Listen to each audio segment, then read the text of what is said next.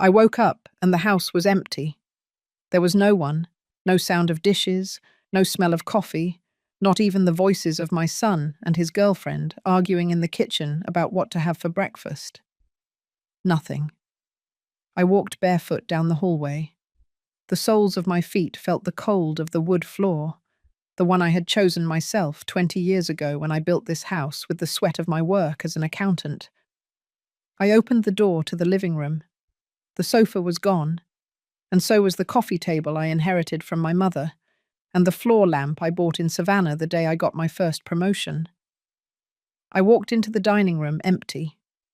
The chairs, the oak table, the antique china cabinet where I kept the crystal glasses we only used at Thanksgiving.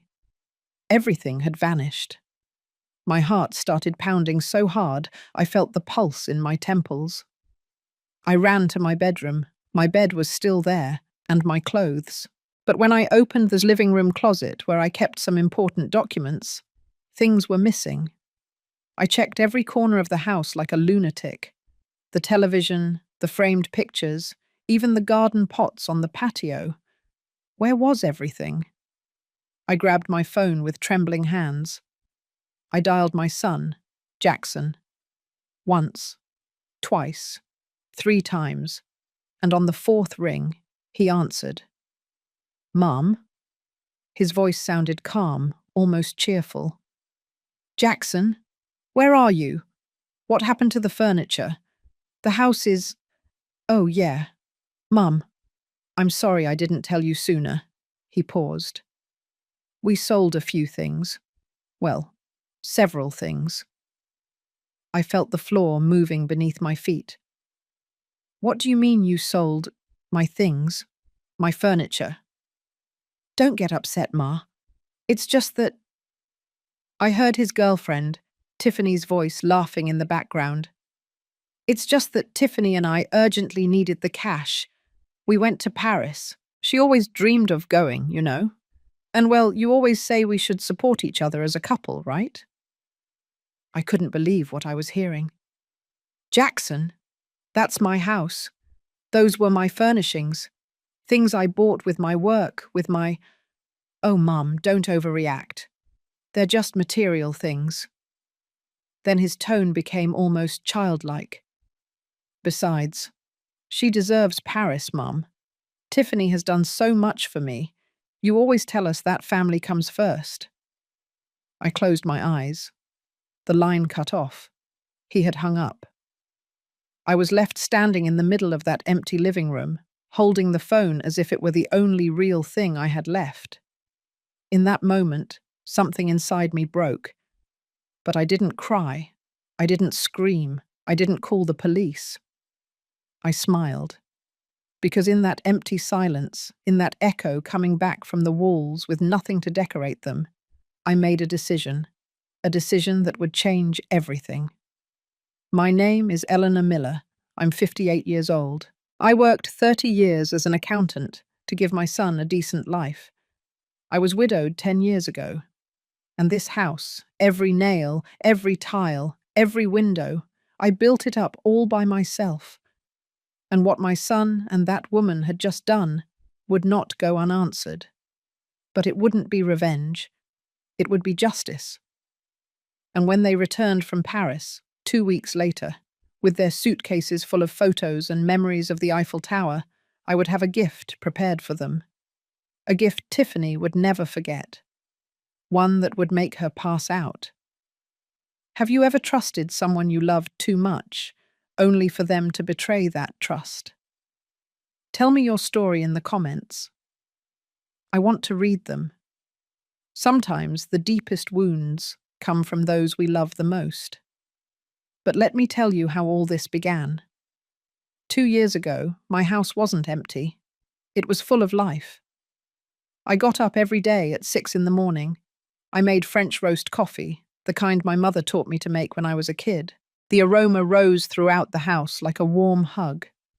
Then I made pancakes and prepared bacon and eggs with a little bit of cottage cheese. My house smelled like home. I lived alone since I was widowed, but I didn't feel lonely. I had my job at the accounting firm. my friends from the Bible study group on Thursdays, my plants on the patio that I watered every afternoon while listening to the church bells of the neighborhood. It was a quiet, decent life. Mine. One Saturday in March, Jackson arrived with a big suitcase and some news. "Mum, can we stay here for a while?" He was 32, but in that moment he looked like a scared child. "Stay? Who?" "Tiffany and I. We lost our apartment. The landlord sold it, and they only gave us a month to move out. We're looking for something, but everything is crazy expensive, Mum. It would only be a few months." How could I say no to him? He was my only son, the son I had worked double shifts for when his father died, the son I managed to send to college by selling cookies on the weekends. "Of course, my darling, this is your home." The next day, Tiffany arrived. Tall, pretty, with that straight brown hair she always wore perfectly. She wore designer clothes and spoke with an accent that tried to sound more educated than it was. "Thanks, Ellie," she said to me, and she hugged me with a perfume so strong it stung my nose. "You're an angel. I don't know what we'd do without you."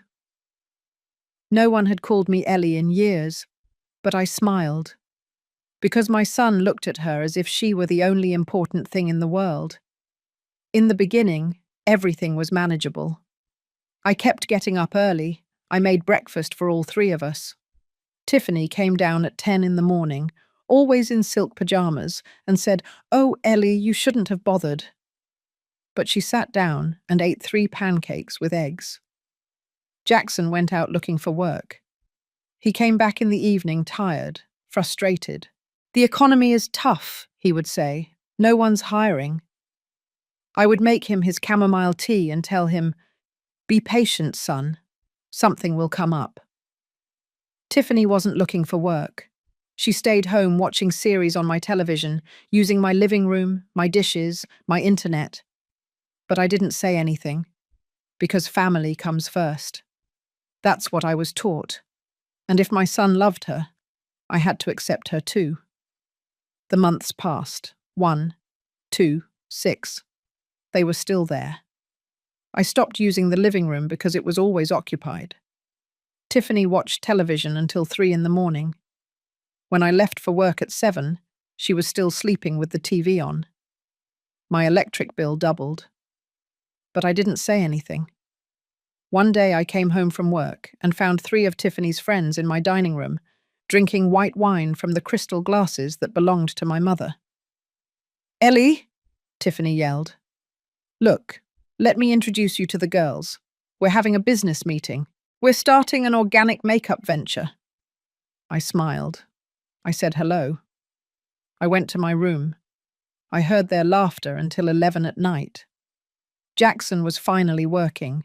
He had gotten a job at an electronics store. It wasn't what he had studied for, but it was something. He came home tired, and Tiffany would say, "My love, I can't cook today. I have a headache.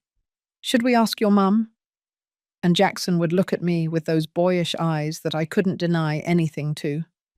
So I cooked. After working 9 hours, I cooked for the 3 of us, and they ate in the living room watching Netflix while I washed the dishes. But even so, when Jackson hugged me and said, "Thanks, Mum, you're the best," I felt that everything was worth it, because he was happy. And if he was happy, I could put up with anything. Or so I thought. Until one afternoon I came home early from work. I entered the house quietly because I had a headache, and I heard voices in my room. In my room. I crept upstairs. The door was ajar, and what I saw changed everything. Tiffany was going through my jewelry box, not the one I left on the dresser. That was the one everyone saw, where I kept costume earrings and worthless bracelets. No, she was going through the wooden jewelry box my husband gave me for our 10th anniversary, the one I kept in the back of the closet, wrapped in a blue silk shawl, the one no one was supposed to touch. Jackson was standing beside her with his hands in his pockets. See? Tiffany was saying. Your mum has stuff she doesn't even wear. Look at this ring. When was the last time she put it on? She held in her hand the engagement ring that Robert gave me 35 years ago. A small, simple solitaire, but one he bought by selling his bicycle. That ring was the only thing I had left of him.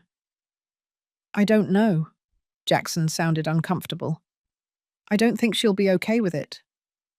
Oh, my love, don't be silly at her. Tiffany laughed. If we sell it, we could put a down payment on an apartment. Don't you want us to have our own place? Or would you prefer to keep living with your mother forever? My heart was beating so hard, I thought they would hear me. Jackson sighed. It's my dad's ring. Exactly, your dad's. He's gone, Jackson. She doesn't even wear it. It's just gathering dust in there. Tiffany closed the jewelry box with a sharp sound. Besides, your mum owes us. Look at us. 30 years old and we still have nothing. And she has this huge house all to herself. I owed them. I was paralyzed in the hallway. Well, Jackson's voice sounded weak. Let me think about it. There's nothing to think about. Tiffany walked toward the door, and I barely had time to hide in the bathroom. Tomorrow, when your mum goes to work, we'll take what we need. She won't even notice. What if she does notice? So what? She's all alone. Who else does she have? I heard their footsteps go down the stairs. I came out of the bathroom, shaking. I walked into my room. The jewelry box was there, open on the bed. My things were scattered. My mother's gold chain. The pearl earrings I wore on my wedding day. The bracelet Jackson gave me when he turned 15 with his first summer job paycheck. Every object was a memory, and she wanted to sell them. I closed the jewelry box with trembling hands. I put it back in the closet. But I knew it wasn't safe anymore. Nothing was safe. That night I didn't have dinner with them. I told them I had a headache. I locked myself in my room and cried for the first time in months. I cried for my husband, who was no longer here to defend me. I cried for my son, who listened to that woman without saying anything. I cried for myself, for being so foolish, so naive, for having opened my house. The next morning, I went to work as always. But before I left, I took my jewelry box with me. I locked it in my desk drawer at the office. When I came back that afternoon, Jackson was watching television. "Hey, Mum," he said without looking up. "Hello, son?" I went up to my room. I opened the closet. The blue shawl was on the floor. They had looked for the jewelry box. They didn't find it, but they had looked. They knew what I had done.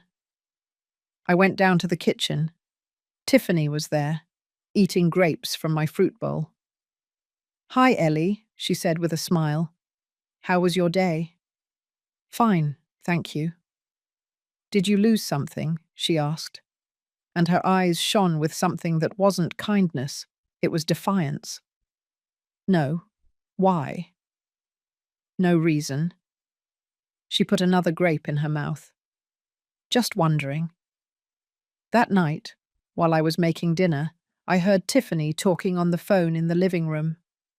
"Yeah, Mom, I know, but the old lady is really stubborn. She doesn't want to sell anything."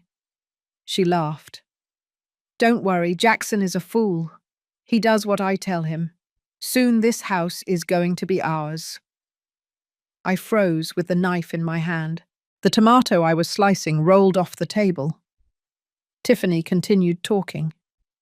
"Besides, if she won't cooperate, well, there are other ways. Jackson is her only heir, right? It's just a matter of time." In that moment, I knew the truth. Tiffany wasn't there because she loved my son. Tiffany was there because she wanted my house, and she was willing to do whatever it took to get it, even get rid of me. As I tell all this, I wonder where you are listening to me now. In your kitchen? In your room? Driving on your way to work? Write the name of your city in the comments. I want to know I'm not alone in this. I didn't sleep that night. I lay awake staring at the ceiling, repeating Tiffany's words in my mind. It's just a matter of time. But when the sun rose, when I heard Jackson get up to go to work, when I saw him come down the stairs in his store uniform, I convinced myself that I had misheard. Maybe she said something else. Maybe she was joking with her mum. Maybe I'm the one who's overreacting. That's how denial works. It tells you that the poison you just saw was just water. I got up. I made coffee. I made breakfast. Jackson ate quickly, as always. He gave me a kiss on the forehead. Thanks, Mum. You're the best. And I smiled, as if nothing had happened. Tiffany came down at 11. She was wearing my robe, the pink silk one Robert gave me for our last anniversary. Morning, Ellie, she yawned. Is there any coffee left? Yes, on the stove. Could you pour me some? I'm still half asleep. I got up and served her coffee. She sat at the table, checking her phone, without even looking at me. Oh, by the way, she said without looking up, some friends are coming over this afternoon. We're having a photo shoot for the venture. Could you not be here? We need the whole living room and, it's kind of awkward with someone else around. She was asking me to leave my own house. I have some things to do here. Oh, Ellie. She finally looked at me. Don't be difficult. It's only for 2 hours. Why don't you go to the market? Or downtown? You haven't been out in a while. She was right. I hadn't been out in a while. Because every time I came home, there was something to clean, clothes to wash, food to prepare. All right, I said. Thank you. I knew you'd understand. That afternoon, I left my house. I walked around the market without buying anything. I sat on a park bench and watched the pigeons peck at crumbs. I felt like them, picking up the scraps they left me. I returned at 7 in the evening. Tiffany's friends were gone, but the house was a wreck. Dirty glasses in the living room, plates with leftover food in the dining room, candy wrappers on the floor. Tiffany was in their room with the door closed, talking on the phone. I cleaned everything without saying a word, because that's what I did. Clean, cook, stay silent. The following days were the same. Tiffany asked for more and more. Ellie, can you wash this blouse? It's delicate. You can't put it in the washing machine. Ellie, can you lend me $500? I forgot my wallet. I'll pay you back on Friday. She never paid me back. Ellie, could you sleep on the couch tonight? My cousin is visiting from Chicago and has nowhere to stay. She needs your bed. And I said yes. I always said yes, because I was afraid. Afraid that if I said no, Jackson would get angry. Afraid that they would leave and leave me alone. Afraid to admit that my only son had chosen her over me. Afraid of the truth. One afternoon, my friend Brenda came to visit me. We hadn't seen each other in months. We sat in the kitchen because the living room was occupied by Tiffany and her friends. Eleanor, Brenda looked at me with concern. Are you okay? You look tired. I'm fine. Are they still living here? Yes, but they're looking for an apartment. That's a lie. They are not looking for anything. I don't know how you put up with them. Brenda lowered her voice. I'd put up with my daughter-in-law for 2 days and already want to kick her out. We laughed, but my laugh sounded fake even to me. Brenda left an hour later. Before leaving, she hugged me and whispered in my ear, "If you need me, call me. Any time." I didn't call her because calling her would be admitting that something was wrong, and I wasn't ready yet. Weeks passed. One Saturday, Jackson asked me to go to the mall with them. Tiffany wants to buy some shoes. Will you come with us, Ma? It had been a while since the three of us went out. I said yes. At the shoe store, Tiffany tried on 7 expensive designer pairs. Which one do you like best, Ellie? She asked me. The black one is nice. Yes, but the red one is more. She looked at herself in the mirror. I'll take both. Jackson pulled out his credit card. Honey, he said softly, that's $400. I don't have that much. Tiffany stared at him. Jackson, it's my birthday in 2 weeks. Are you going to deny me this? No, but... Then Jackson looked at the floor. Then he looked at me, and I knew what was coming. Mum, could you... I took out my card. I paid for the shoes. Tiffany hugged me. Thanks, Ellie. You're a sweetheart. I promise we'll pay you back.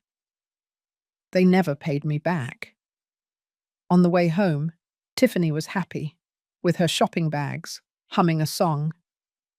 Jackson drove in silence. I was in the back seat, invisible. That night, lying in my bed, I looked at myself in the dresser mirror. Who was that woman? With dark circles under her eyes, dull hair, and an empty look. Where was Eleanor Miller? The woman who built a business, who raised a son alone, who faced her husband's death with dignity.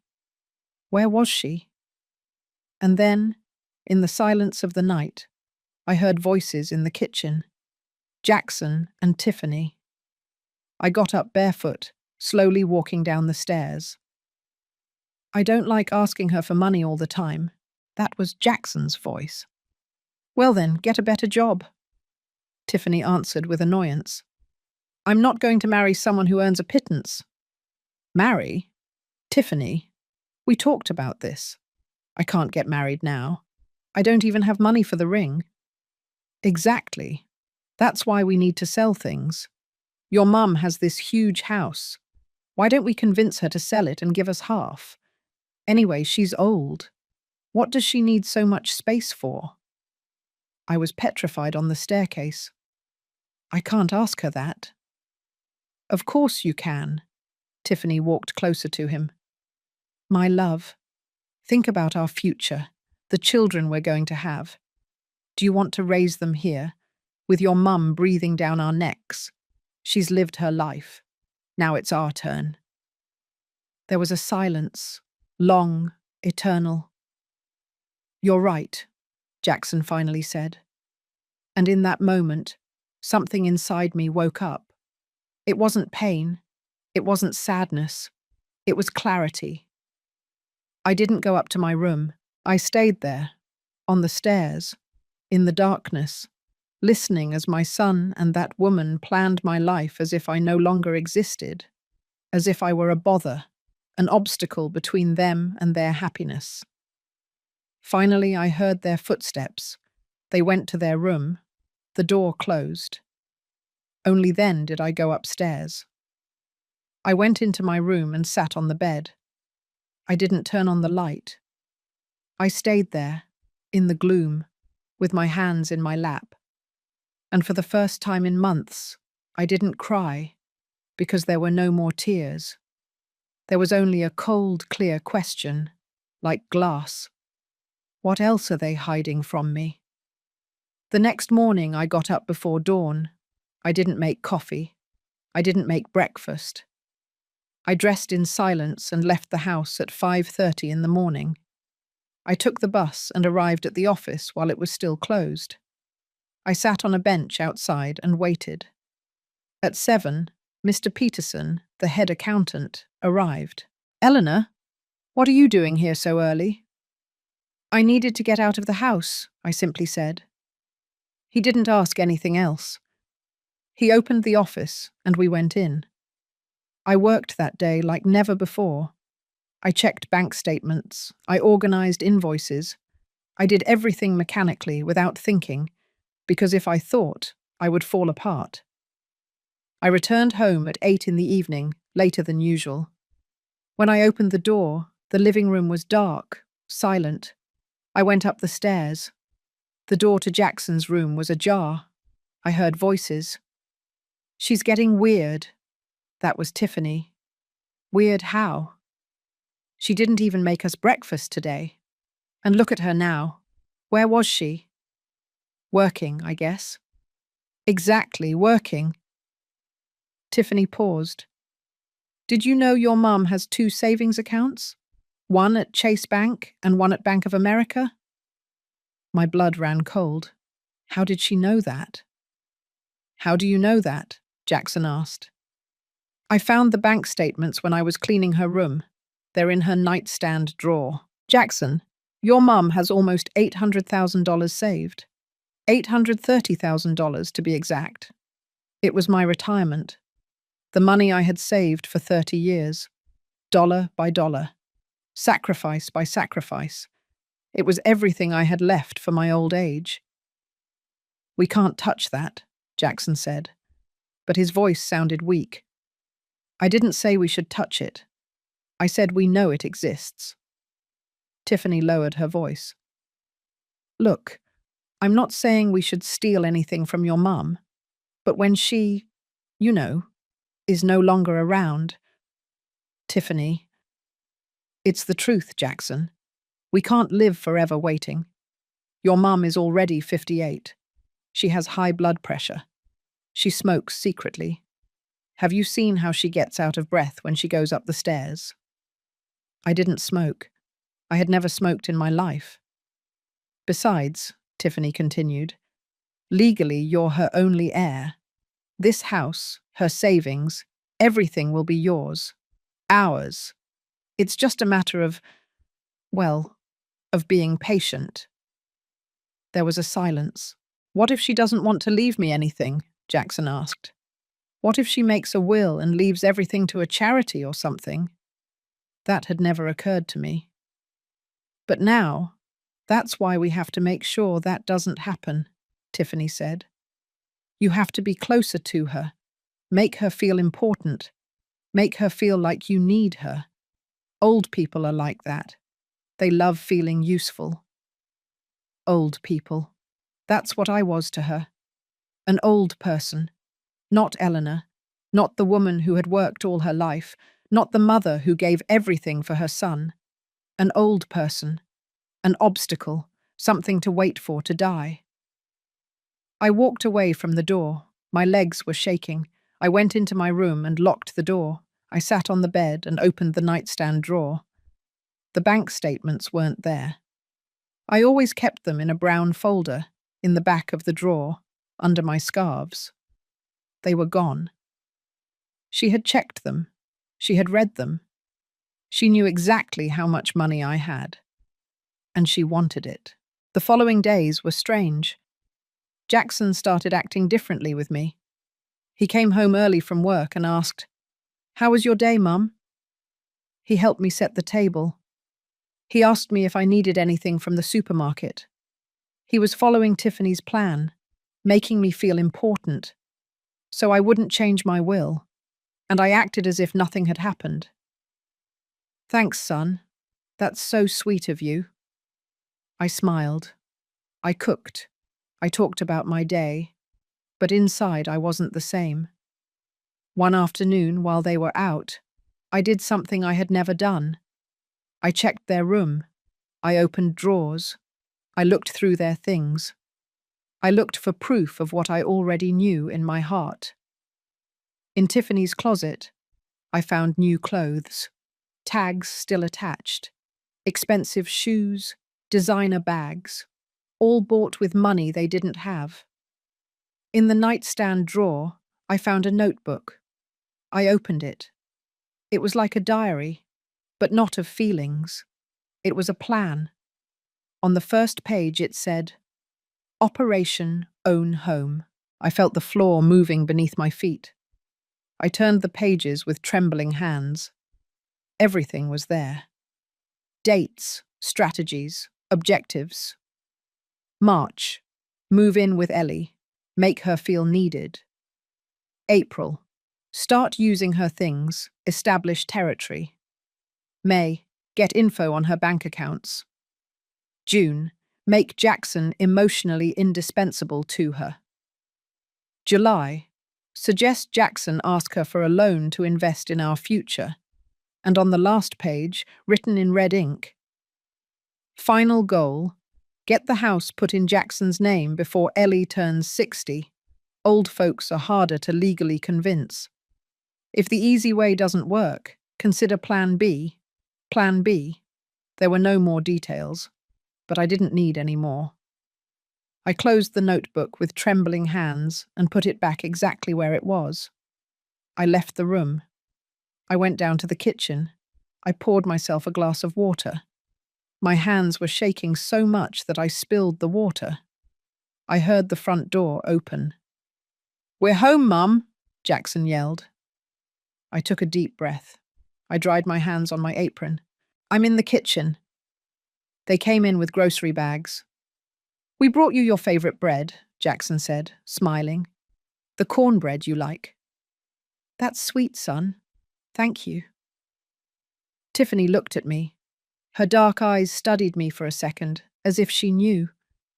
"Are you okay, Ellie? You look pale." "I'm fine. Just a little tired." "You should rest more," she said, and there was something in her tone. "At your age, you have to take care of yourself." "At your age," I smiled. "You're right." That night, after dinner, after they went to sleep, I stayed seated in the kitchen, alone, with a cup of chamomile tea that had gone cold. And I made a decision. I wasn't going to run away.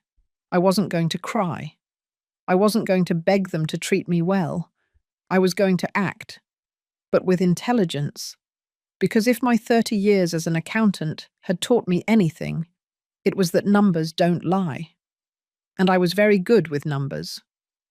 I was also good at documenting things, saving evidence, building cases. If Tiffany had a plan, I would have a better one.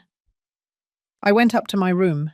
I took out my phone and started taking pictures of the missing bank statements, of the electric bills that had tripled, of the notebook I found, page by page. Then I saved everything to the cloud, in a folder I called Cooking Recipes. No one would suspect. The following days, I kept acting normal, but every time I left the house, I stopped by the bank. I spoke with my account executive. "Mrs. Miller, is everything all right?" she asked when she saw my face. "I need to change some things in my accounts," I said, "and I want information on how to protect my assets." She looked at me with understanding. It wasn't the first time she had seen a case like this. "Let me give you the contact for a trusted notary," she said in a low voice. "She specializes in asset protection for senior adults." Senior adults. I was 58 years old, but to the world, I was already an old person who needed protection. I took the contact information.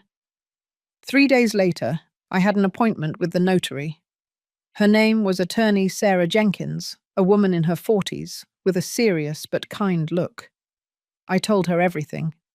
She listened without interrupting. When I finished, she sighed. "Mrs. Miller, unfortunately, your case is not unique. I see this every week. Children who see their parents as bank accounts, daughters-in-law who plan to take everything. What can I do?" "Legally, a lot. You can protect your assets. You can create a bulletproof will. You can even—" She paused. "Even what?"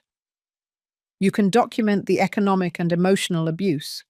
If you have proof, you can initiate a legal process. Evict them. Report them if they have taken things without your permission."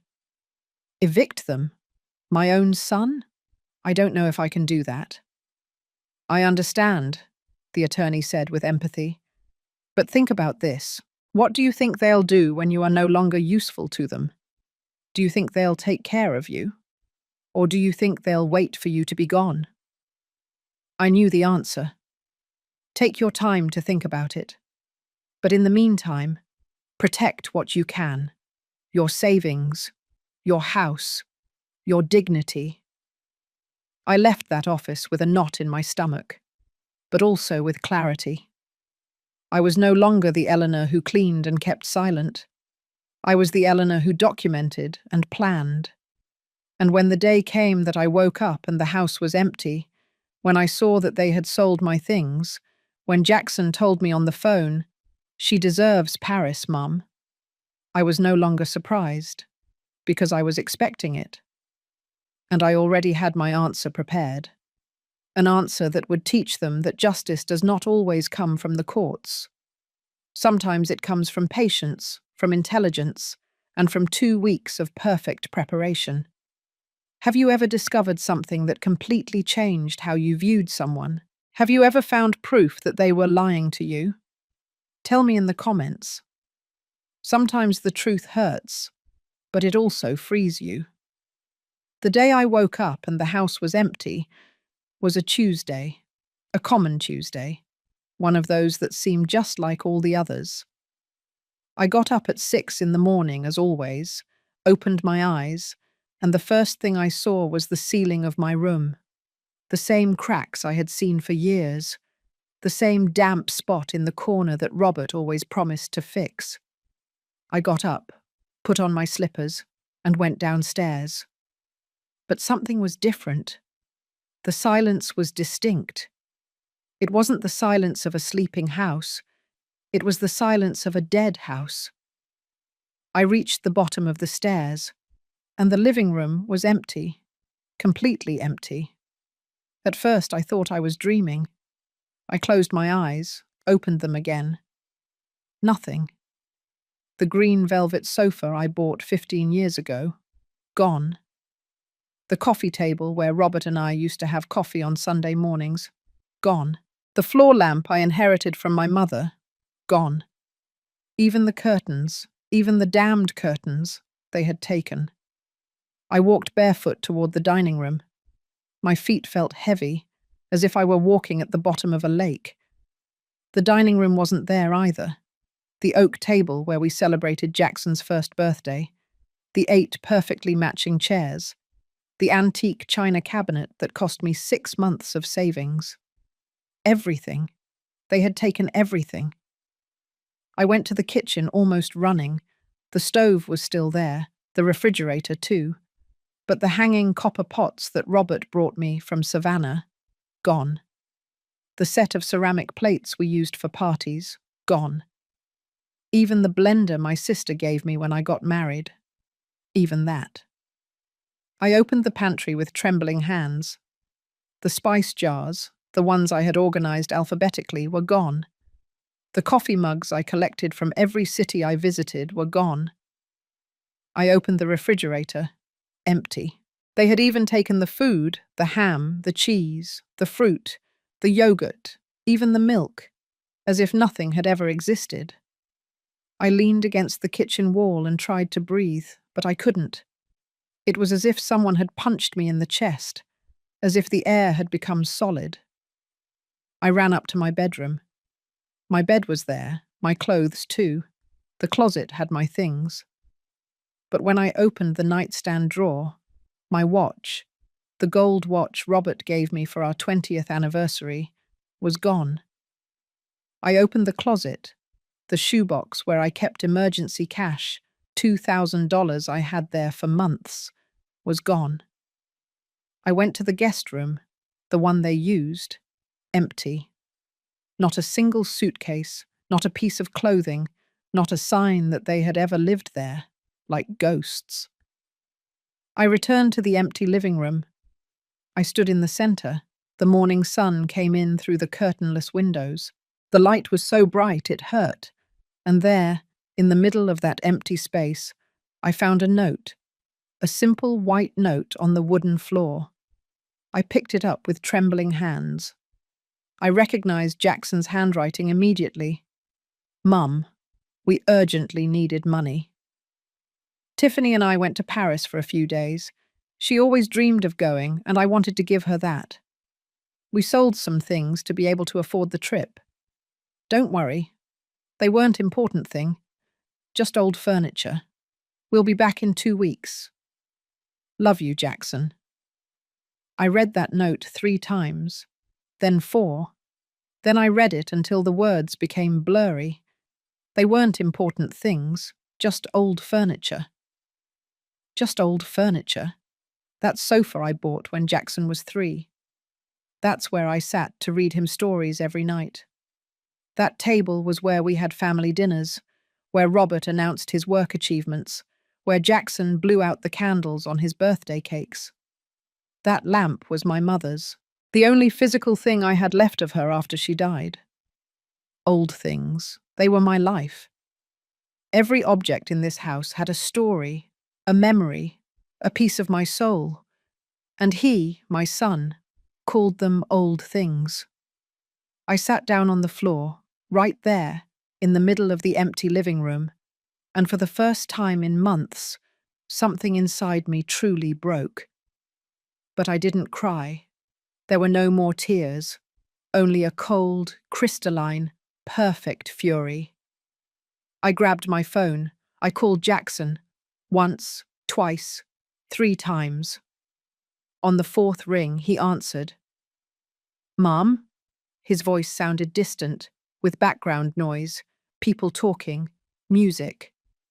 "Jackson, where are you? What happened to the furniture? The house is... Oh, yeah. Mum, I'm sorry I didn't tell you sooner."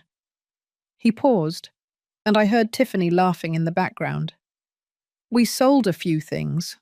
Well, several things. A few things." "What do you mean you sold my things? My furniture?"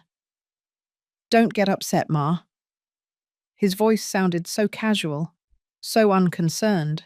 "It's just that Tiffany and I urgently needed the cash. We went to Paris. She always dreamed of going, you know." Paris. They went to Paris, with the money from my furniture, with the money from my life. "Jackson, that's my house. Those were my furnishings, things I bought with my work, with my..." "Oh, Mum, don't overreact," he interrupted me. "They're just material things. Besides..." And here his voice took on that tone he used when he was a kid and wanted to justify something bad he had done. "She deserves Paris, Mum. She deserves Paris." He wasn't saying sorry. He wasn't saying he made a mistake. He didn't understand that it was wrong. "She deserves Paris. Tiffany has done so much for me, Ma. You always tell us that family comes first, right? Well, she's my family now. And what am I?" The words came out of my mouth before I could stop them. There was a silence, long, uncomfortable. "You're my family too, Mum. That's why I knew you would understand. You're the best. You always understand." I heard Tiffany in the background. "Is that your mum? Tell her we love her, and we'll bring her a souvenir from the Eiffel Tower." And then her laugh, that high-pitched fake laugh I knew so well. "Well, Ma, I have to hang up. We're about to go into the Louvre. We'll call you later. Yeah, love you." And he hung up. He just hung up. I was left there, sitting on the floor of my empty living room, holding the phone. Outside, I heard the garbage truck pass, the birds singing. Life went on. But inside me, everything had changed. I don't know how long I sat there. It could have been an hour. It could have been 3. But at some point, I got up, dusted off my pajamas, and walked to the kitchen. There was one chair, a single chair they had forgotten to take, or maybe they left it out of pity.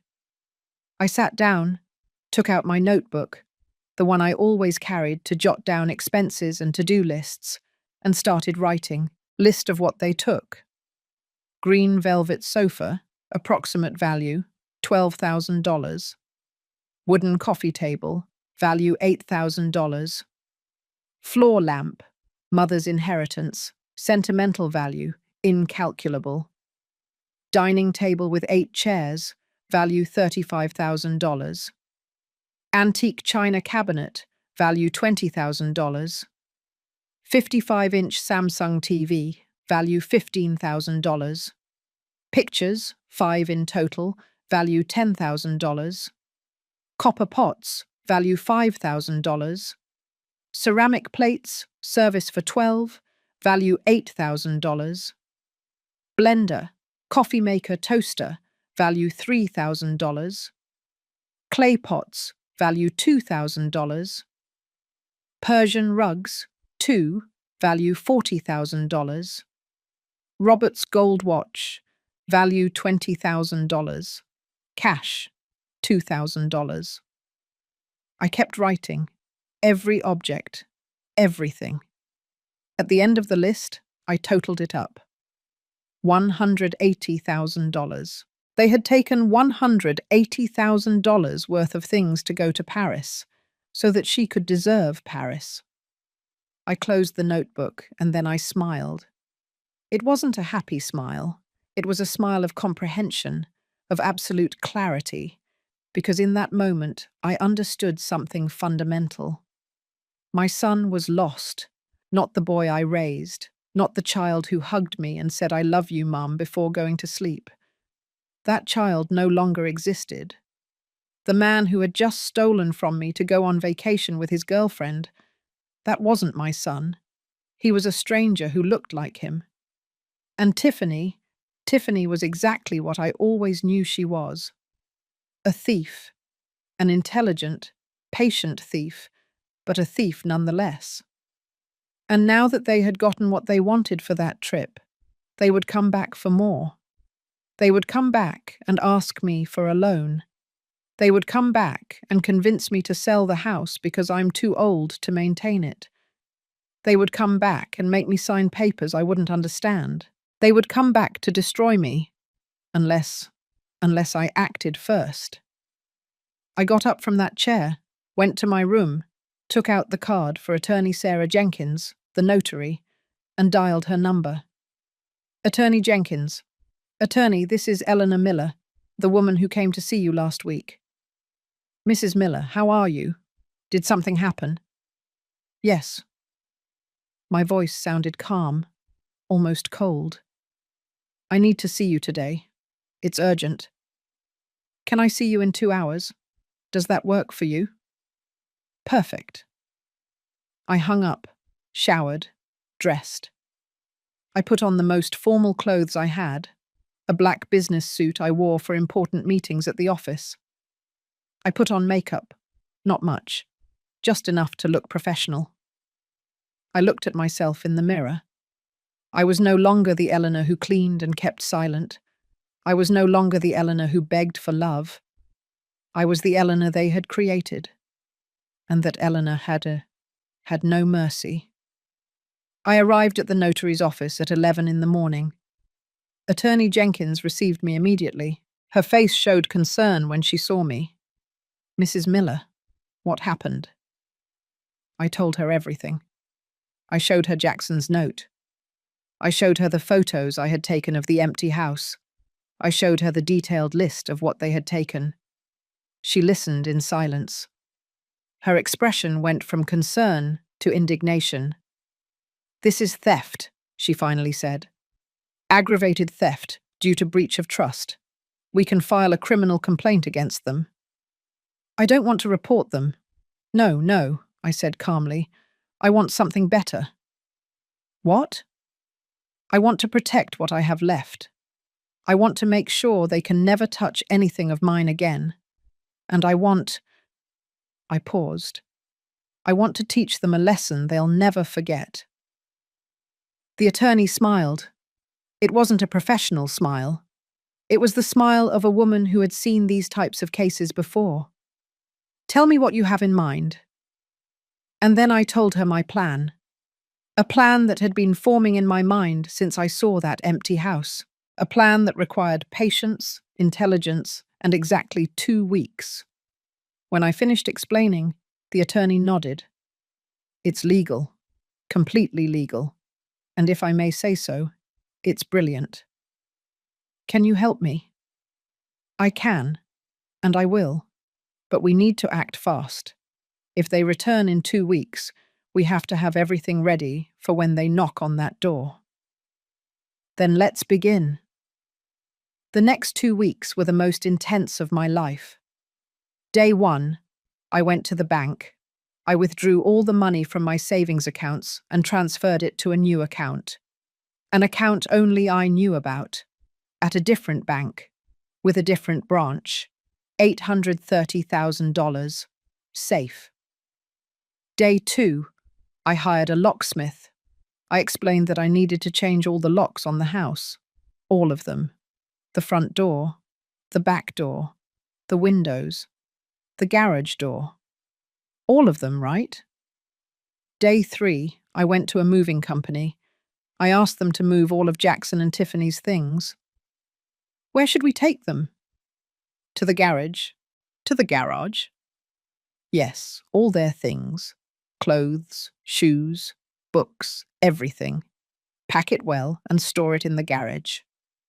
The workers looked at me strangely, but they didn't ask. Day 4, I went to a furniture store. I bought the basics. A new sofa, a small table, chairs. They weren't luxurious.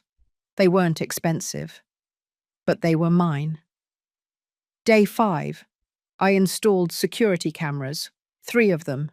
One at the entrance, one in the living room, one in the hallway, just in case.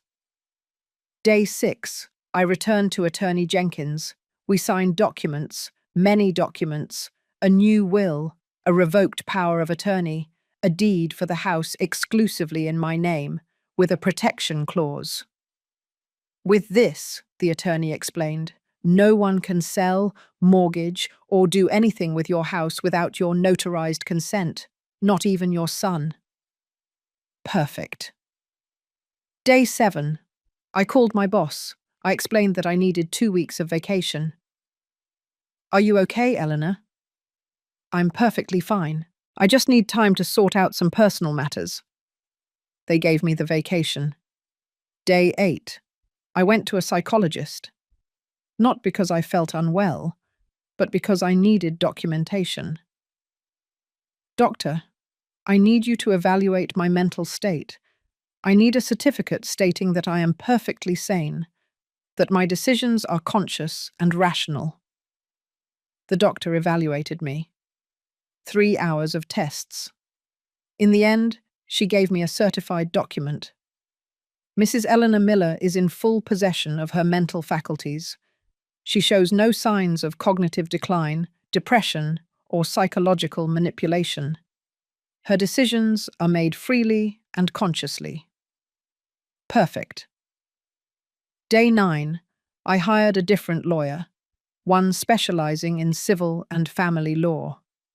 I want to initiate a preventive eviction process. I have proof that the people who were living with me took my belongings without permission. I want to be legally prepared for when they return. The lawyer reviewed all the documents. You have a solid case. We can proceed. Day 10. I sent a certified letter to Tiffany's mother's address, the only address I had for her family. It was a simple letter. I hereby inform you that the belongings of Miss Tiffany Ramirez are being held at my residence. Please coordinate their collection within no more than 30 days. Otherwise, I will proceed according to the law. Signed by my lawyer. Day 11. I bought new plants for the patio. Roses, geraniums, bougainvillea. I planted them myself. As I dug in the dirt, I felt something healing inside me. Day 12. I invited Brenda over for lunch. My friend, the one who had offered to help me months ago. I told her everything. She cried. I didn't. Eleanor, she hugged me. You're the strongest woman I know. I'm not strong, Brenda. I'm just tired of being weak.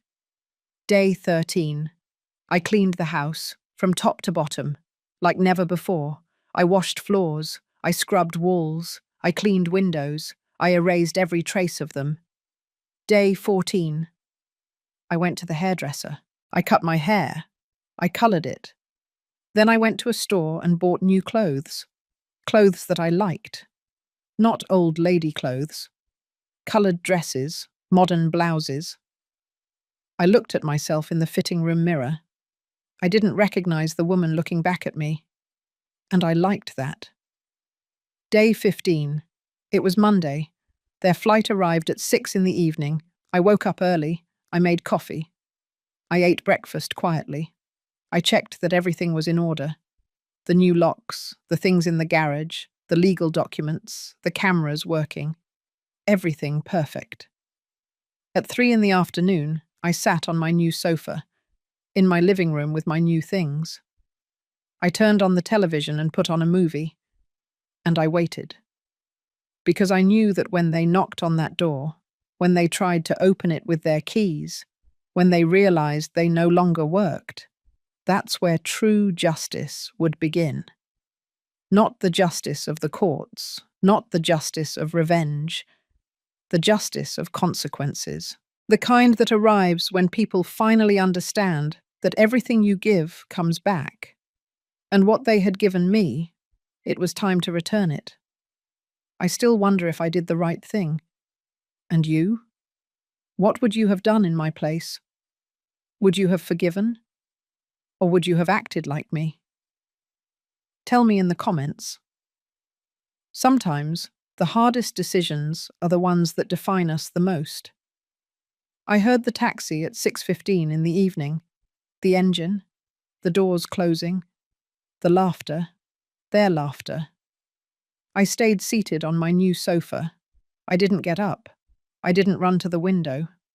I took a deep breath, 5 seconds in, 5 seconds out, calm, in control. I heard their voices approaching the door. Tiffany was talking loudly, excited. I'm telling you, the Eiffel Tower at night is the most beautiful thing I've ever seen. And the photos turned out amazing. I already have 200 likes. Yeah, it was incredible. Jackson's voice sounded tired. Although the trip was really long, I just want to get in and sleep. Sleep. In my house. As if nothing had happened. I heard the sound of a key going into the lock. Once. Twice. What's going on? Jackson said. The key isn't going in right. Here, let me try. Tiffany. The sound of metal against metal, forcing it. No, it doesn't might work. Her voice now with a hint of irritation. What happened to the lock? I don't know. Try your key. More attempts, more forcing. And then the doorbell rang. Ding dong. I got up slowly. I smoothed my new dress. That navy blue dress had bought. Simple, elegant, dignified. I walked toward the door. My steps sounded different on the wood floor. Firmer, more confident. I reached the door. I took a deep breath. And I opened it. Jackson's face was the first thing I saw. Tan, rested, happy. He was wearing a Paris cap and a new shirt. Tiffany was beside him with enormous sunglasses. Perfect hair, impeccable makeup. Both were carrying large suitcases. Suitcases that probably cost more than my old sofa. Mom, Jackson smiled. We couldn't open it. What happened to the... He stopped. He looked at me. He really looked at me. His eyes scanned my face. My short hair, coloured a chestnut with copper highlights. My subtle but present makeup. My new dress. Mum? His voice changed. What did you do to yourself? Hello, Jackson. My voice was calm, almost kind. I see you're back from Paris. Yeah, it was incredible. We brought you this. He pulled out a small paper bag with an Eiffel Tower magnet. For your fridge. I stared at the magnet, a $5 magnet, in exchange for $180,000 worth of my things. What a thoughtful gift, I said without reaching out to take it. There was an awkward silence. Tiffany took off her sunglasses. She looked me up and down. Wow, Ellie, you look different? Did you go to the salon? Yes. It looks good on you. She smiled, but it was that fake smile I knew so well. Well, we're exhausted. The flight was endless. Can you help us with the bags? No. I didn't move. No? Tiffany laughed, as if I had made a joke. No. Jackson looked at me confused. Mum, are you okay? Why didn't you open the door? And why don't our keys work? Because I changed the locks. Silence. A silence so deep I could hear a dog barking 3 houses down. What? Jackson laughed nervously. Why would you do that? Because you don't live here anymore. The smile vanished from his face. Mum, I don't understand. Is this a joke? It's not a joke, Jackson. My voice remained calm, but firm. You sold my belongings without my permission. You took things that weren't yours. You went on a trip with the money you got by stealing from me. You are no longer welcome in this house. Tiffany took a step forward. Her face had completely changed. There was no more smile. Wait, wait. Her voice rose. What are you talking about? We didn't steal anything. We just sold old furniture that you weren't even using. Furniture that was mine, in my house without my permission. But Jackson is your son, Tiffany almost yelled. This is his house too. No, I said with absolute calm. This is my house. It's in my name. I bought it. I paid for every brick. And you, I looked at both of them. You are no longer welcome here. Jackson dropped his suitcase. Mum, his voice cracked. You can't do this. Where are we going to go? I don't know, but it's not my problem. We're your family. Family doesn't steal. Family doesn't betray. Family doesn't sell their mother's memories to go on vacation. They were just things, Tiffany screamed. Material things. You always said family is more important than things. Something in her tone made me laugh. It wasn't a kind laugh. It was a laugh of recognition. You're right, Tiffany. Family is more important. That's why my family, my husband's memories, the objects I built with my work, those are my family, and you. I looked her directly in the eyes. You were never family. You were an invader, a patient thief. Her face turned red. How dare you? I dare because it's my house, because I'm fed up, because I found your notebook. She turned pale. What notebook? Operation Own Home, I said calmly. I found it. I read everything. Your plans, your strategies, your plan B. Jackson looked at me. What is she talking about? Ask your girlfriend, I said. Ask her about the plan you had to take my house, my savings. Ask her what you were planning to do with me when I was no longer useful to her. Mum, you're making things up. Jackson ran a hand through his hair. I think you need to see a doctor. Maybe the loneliness is getting to you. No, son, I finished for him. What got to me was trusting you. What got to me was seeing how you allowed this woman to turn you into a thief. I'm not a thief! His scream echoed down the street. I saw the neighbor across the street, Mrs. Rodriguez, peek out her window. Then what do you call selling your mother's things without her permission? I asked. What do you call taking her gold watch, emptying her refrigerator, taking even her spices? I thought you wouldn't mind. His voice was small now. You said family was first. And it is, but you are not my family. You haven't been for a long time. Tiffany exploded. You're a crazy old lady, she yelled.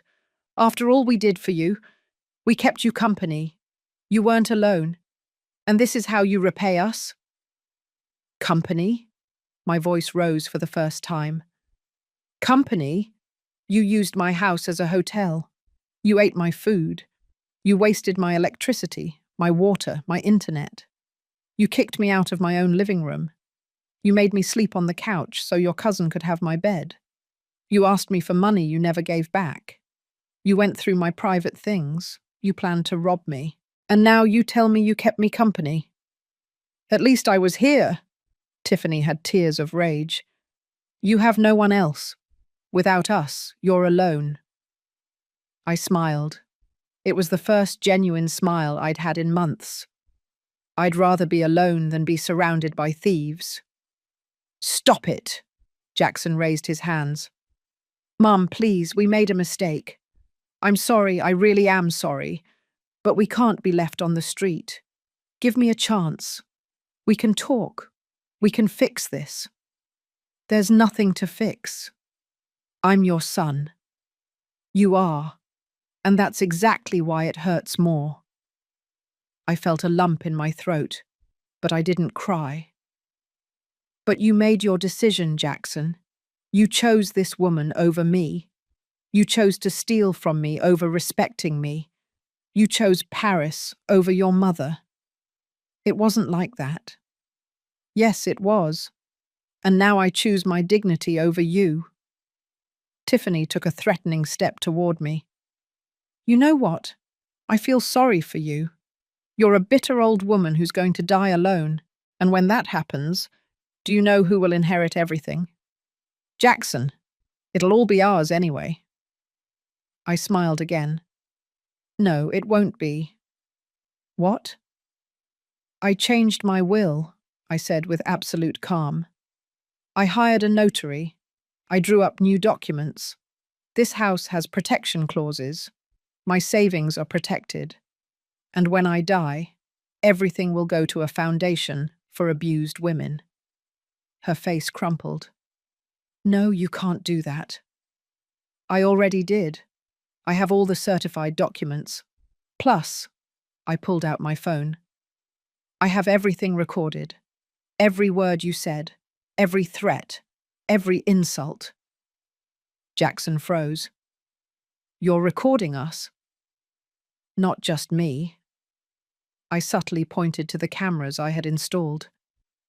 The house has surveillance now. Everything is recorded. Tiffany staggered. Are you crazy? Completely crazy. No, I'm sane. In fact, I have a psychological certificate that proves it. I pulled the folded document from my pocket, just in case you tried to say I was senile or that someone manipulated me. Tiffany couldn't speak. Her face was red, then pale, then red again. Jackson! Her voice was trembling. Jackson, say something, do something. But Jackson only looked at me. His eyes were full of tears. Mom! His voice was a whisper. Do you really hate me that much? Those words hurt me, more than I expected. I don't hate you, son, I said, and my voice cracked for the first time. I love you. I have always loved you. That's why this hurts so much. But love doesn't mean allowing myself to be destroyed. Love doesn't mean being your victim. But we're family. And that's precisely why I expected more from you. I expected you to protect me, to respect me. But you chose something else. And now, I took a deep breath. Now you have to leave. Where? Tiffany screamed. We have no money. We have nowhere to go. You have the money from my furniture. $180,000 to be exact. Get yourselves a hotel, or go to your mum's, but you can't stay here. Our things are inside. I smiled, and that's when I said it. The words I had been waiting to say since I opened that door. They are not inside, I said. I prepared a gift for you. Come. I walked toward the garage. They followed me, confused. Jackson carried his suitcase. Tiffany was shaking with rage. I reached the garage door. I took out the new key. I put it in the lock. And I opened it. The garage light turned on automatically. And there it was. Everything. Boxes and boxes stacked neatly, labeled Jackson's clothes, Tiffany's shoes, books, personal items, cosmetics, electronics, everything perfectly packed, everything organized, like a professional move. Tiffany froze at the garage entrance. Her mouth fell open. She took a step forward, then another. Her eyes scanned the boxes, the piles, everything they had accumulated in those 2 years, all their lives packed up. What? What is this? Her voice was barely a whisper. Your gift, I said calmly. I packed all your belongings. They are complete. I checked 3 times. Nothing is missing. You can take them whenever you want. No. Tiffany shook her head. No, no, no. I even hired a moving company. If you give me an address, they can take everything tomorrow morning. Free of charge. I'll pay. You can't do this. Tiffany turned to me, furious. This is our house. We live here. Lived. Past tense. Not anymore. Jackson. She grabbed his arm. Say something. She can't just kick us out like this. Jackson was looking at the boxes. His face was pale. Completely pale. Mom. His voice trembled. Are you really going to do this? It's already done. But I'm your son. I'm your only son. I know. And this is how you treat me? You pack my things like I'm a stranger? Yes, I finished. Because that's what you became to me, Jackson.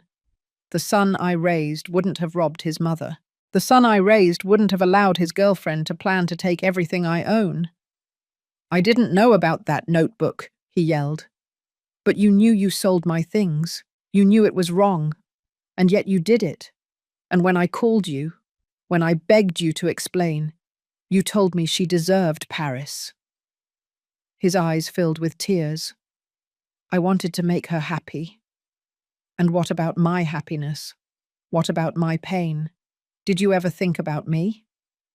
He didn't answer, because he couldn't, because he knew the answer.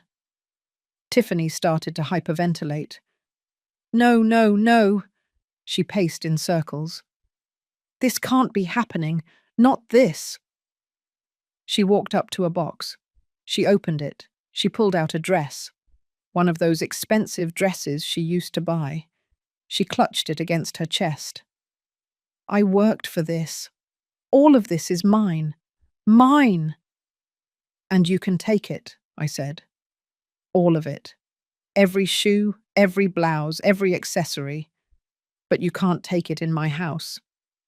This house is Jackson's too. No, it's not. Legally, this house is completely mine. I have the deeds. I have everything documented. And even if it were his, I looked at my son, he made his decision when he chose to sell my belongings. Jackson dropped to the floor. He sat there, among the boxes, with his head in his hands. And he cried. He cried like a child. My child. I felt something break inside me, a last part of my heart that still protected him. But I didn't give in. I couldn't give in. Because giving in meant going back to being the Eleanor who cleaned and kept silent, the Eleanor who allowed herself to be hurt, and that Eleanor was already dead. Tiffany lunged at me. You did this, she screamed. You poisoned him against me. We were happy until... She didn't finish the sentence, because her eyes landed on something behind me. Her face changed. She turned completely white. Her legs started to tremble. No, she whispered. I turned around to see what she was looking at. There, on the back wall of the garage, something was hanging. The notebook. Her notebook. Operation Own Home. Enlarged. Photocopies. Every page. Hung up like a mural. For everyone to see. Every plan. Every strategy. Every lie, everything exposed. Tiffany started trembling more. How? How? I found it weeks ago, I said. I photographed it. I documented it. And now it's backed up in several places, just in case you try to say it never existed. Her knees gave way. She fell to the floor, and she passed out. Jackson screamed, "Tiffany! Run to her! Tiffany, wake up!" He slapped her cheeks. He shook her. She didn't respond. "Mom, do something! Call an ambulance!" I stood still. "She'll wake up. It's just a faint from shock." "How can you be so cold?" "I'm not cold, Jackson. I'm just tired." At that moment, Tiffany opened her eyes. She looked at Jackson, then at me, and she burst into tears, hysterical crying, uncontrolled. "It's over," she sobbed. "The plan is over. Everything." Jackson held her, confused. "What are you talking about? What plan?" But she just cried. I turned around. "You have until tomorrow at 6 in the evening to take your things out of the garage," I said without looking at them. "After that, I'll hire a company to donate everything to charity." "Mom!" Jackson's voice was a plea. "Please." "Goodbye, Jackson." I walked toward the door that connected the garage to the house. Before closing it, I turned around one last time. They were there. My son sitting on the floor, hugging a sobbing woman, surrounded by boxes, surrounded by the consequences of their actions. And I didn't feel satisfaction. I didn't feel revenge. I only felt peace. The peace of knowing that I had done the right thing, that I had chosen my dignity, that I had chosen to choose myself. I closed the door. I locked it. And I walked back to my living room. My new living room, with my new furniture, with my new plants, with my new life. Outside, I heard screams, pleas, banging on the door. But I didn't go back. I couldn't go back. Because going shaten meant losing myself again. And I had already found myself. I didn't sleep much that night. I heard when they finally left, dragging suitcases, crying, calling someone on the phone. At 11 at night, everything was silent. I looked out the window. They were gone. I went down to the garage. The boxes were still there, intact. On the floor there were tear marks.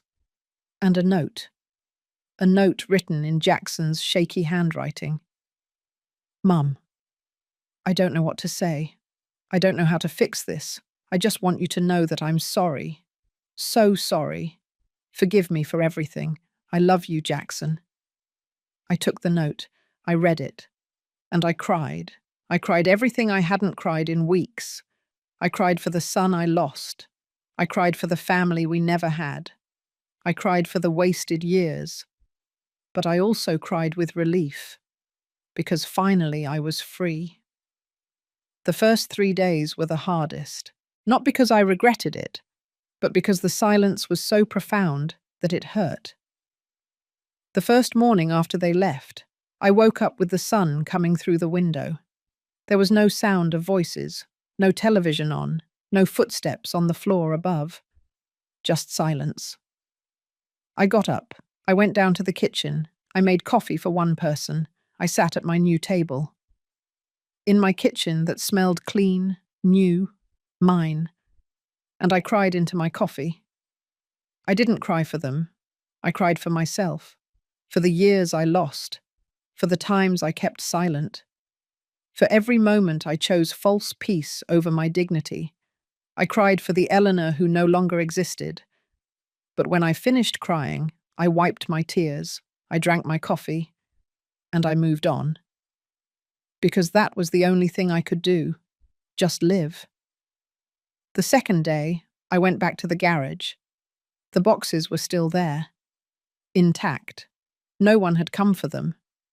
I put on old clothes, gloves, and I started going through them. I don't know what I expected to find. Maybe some sign that Jackson truly loved me. Maybe a letter, a photo of us. Something that would tell me I had meant something to him. I opened the first box. Tiffany's clothes, expensive dresses, designer tags. Some still had the price tags on. $120 for a dress, $250 for another, money they didn't have. I opened another box. Shoes, dozens of pairs, heels, designer sneakers, boots. While I wore the same shoes for years, I kept opening boxes. Makeup, hundreds of products, very expensive creams, imported perfumes, electronics, a new tablet, wireless headphones, a professional camera. How much of this had they bought with my money, with the money I lent them, with the electricity money I paid, with the food money I bought, with the money from my sold furniture? Finally, I reached a small box, labeled Jackson's Important Papers.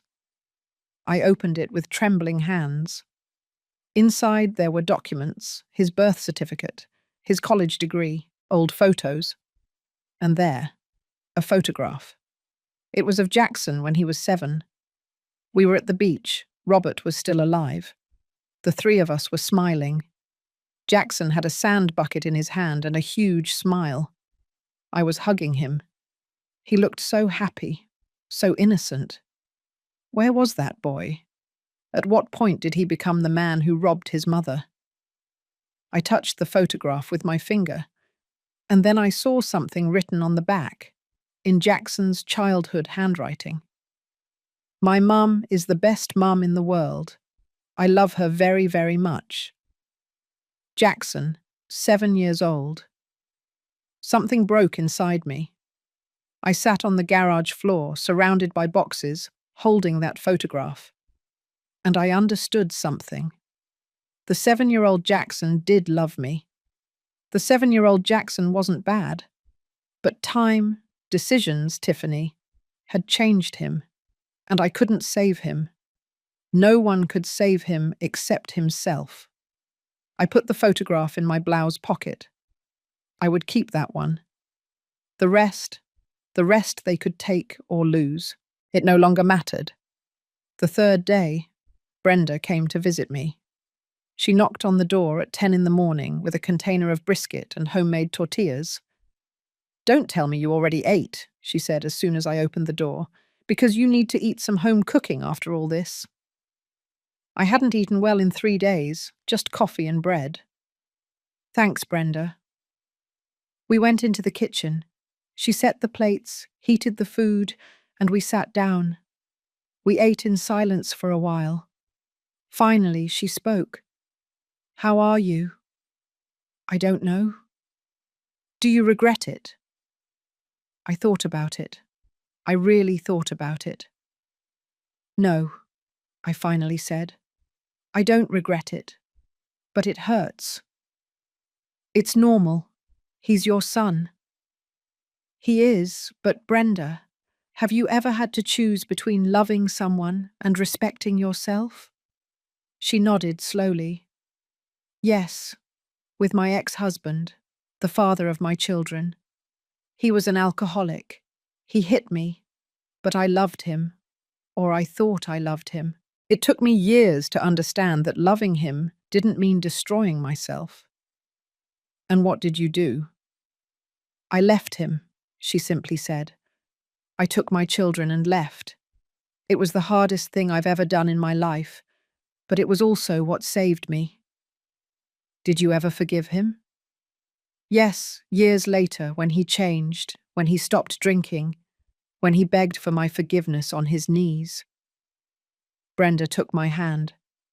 "But I didn't go back to him because forgiving doesn't mean forgetting, and it doesn't mean returning to where you were hurt."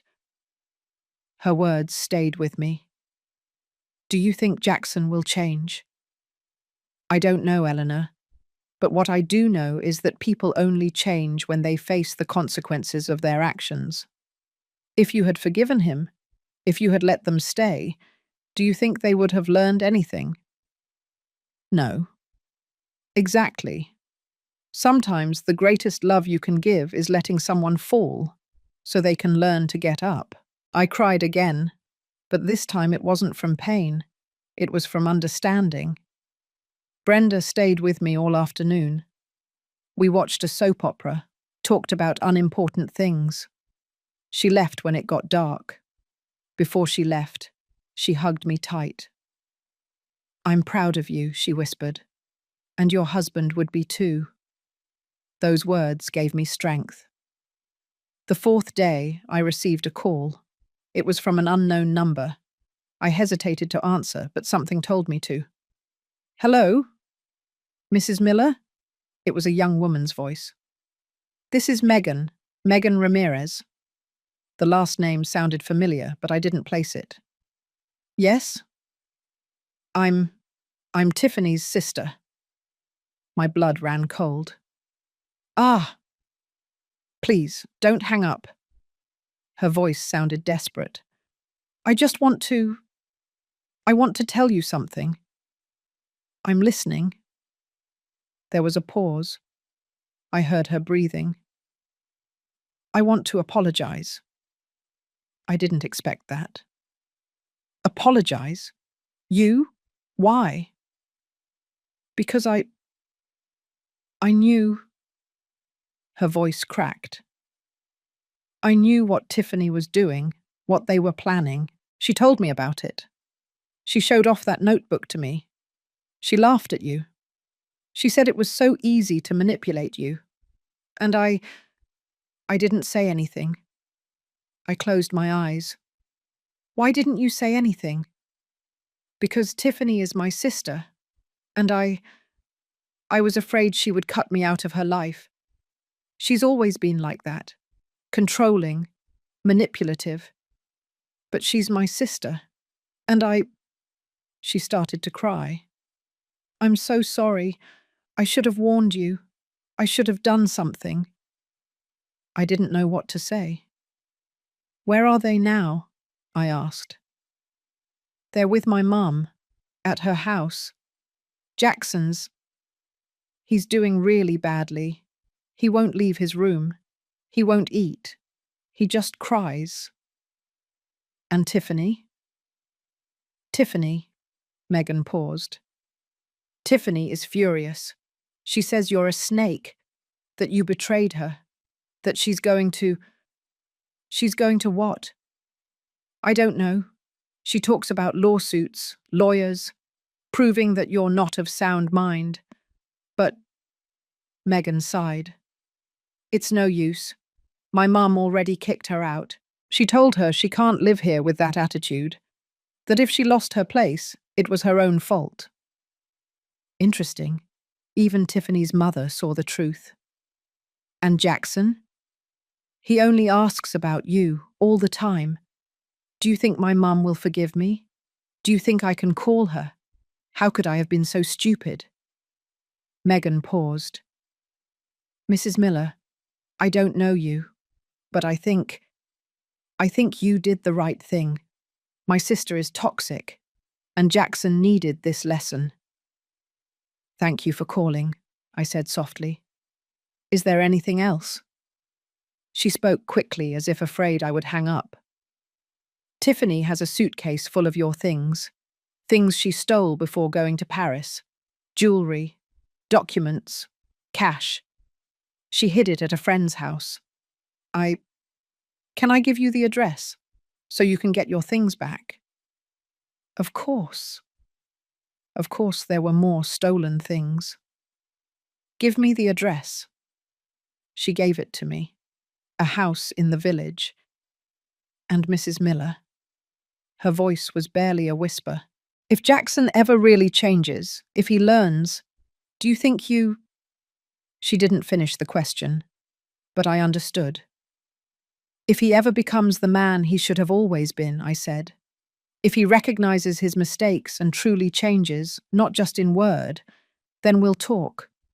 But until that day, he needs to be away from me." "I understand. Thank you for listening to me." She hung up. I was left sitting with the phone in my hand. Tiffany still had my things, and there was a part of me that wanted to get them back. But there was another part, a bigger part, that said, let it go. It doesn't matter anymore. The fifth day, I made a decision. I called Attorney Jenkins. Attorney, I need your help with something. Tell me. I want to make a donation. I want to create a fund, small but significant, for women who are in situations of family abuse, so they have legal resources, advice, protection. There was a silence. Mrs. Miller, are you sure? Completely. I've been thinking. What I went through wasn't physical violence, but it was abuse, emotional, economic. And I know there are many women going through the same thing. Women who don't know how to leave, who don't have resources, who are afraid. How much were you thinking of donating? I thought about it. $10,000 to start, I said, from my savings. And every month I'm going to set aside a portion of my salary. It's not a lot, but it is a lot. The attorney sounded excited. It's more than enough to start. We can set up a trust. I can connect you with organizations. This can help many women, Mrs. Miller. That's what I want. Something good to come out of all this. And so it was. In the next 2 weeks, with the help of the attorney, we established the fund. It would be called the Ellie Fund, for the dignity of women. It wasn't a pretentious name, it wasn't elegant, but it was honest. And it was mine. The 6th day I went to recover my things. The address Megan gave me was a modest house in the village. I knocked on the door. A woman in her 30s opened it. She looked nervous. Mrs. Miller? Yes, Megan called me. She said I would be coming. She opened the door completely. Come in. The suitcase is in the living room. I went in. There it was. A large black suitcase. The woman bit her nails. I didn't know they were stolen goods, she quickly said. Tiffany told me they were hers, that she just needed to store them for a while. I'm sorry. Don't worry. It's not your fault. I opened the suitcase, and everything was there. The wooden jewelry box, the one my husband gave me. The bank statements they had taken from my room. The gold watch. Family photographs. Even cash. About $500. Things Tiffany planned to sell or keep for herself. I closed the suitcase. Thank you for keeping them safe. Aren't you going to report her? The woman asked. I thought about it. I could do it. I had proof. I had witnesses. I could legally ruin Tiffany. But no, I finally said. I'm not going to report her. Why not? Because justice is already collecting its debt, I said. She has already lost everything. She no longer has my house. She no longer has access to my money. Even her own mother kicked her out. And that, I picked up the suitcase. That's enough. The woman looked at me with respect. You are very generous. I'm not generous, I'm just tired. And I want peace, not revenge. I left that house with my things, but I didn't feel victory. I only felt closure. The 7th day, I did something I hadn't done in years. I called my sister, Bethany. She lived in Miami. We didn't talk much, life had separated us. But she had always been my friend when we were girls. Eleanor? Her voice sounded surprised. Is that you? Yes, it's me. Are you okay?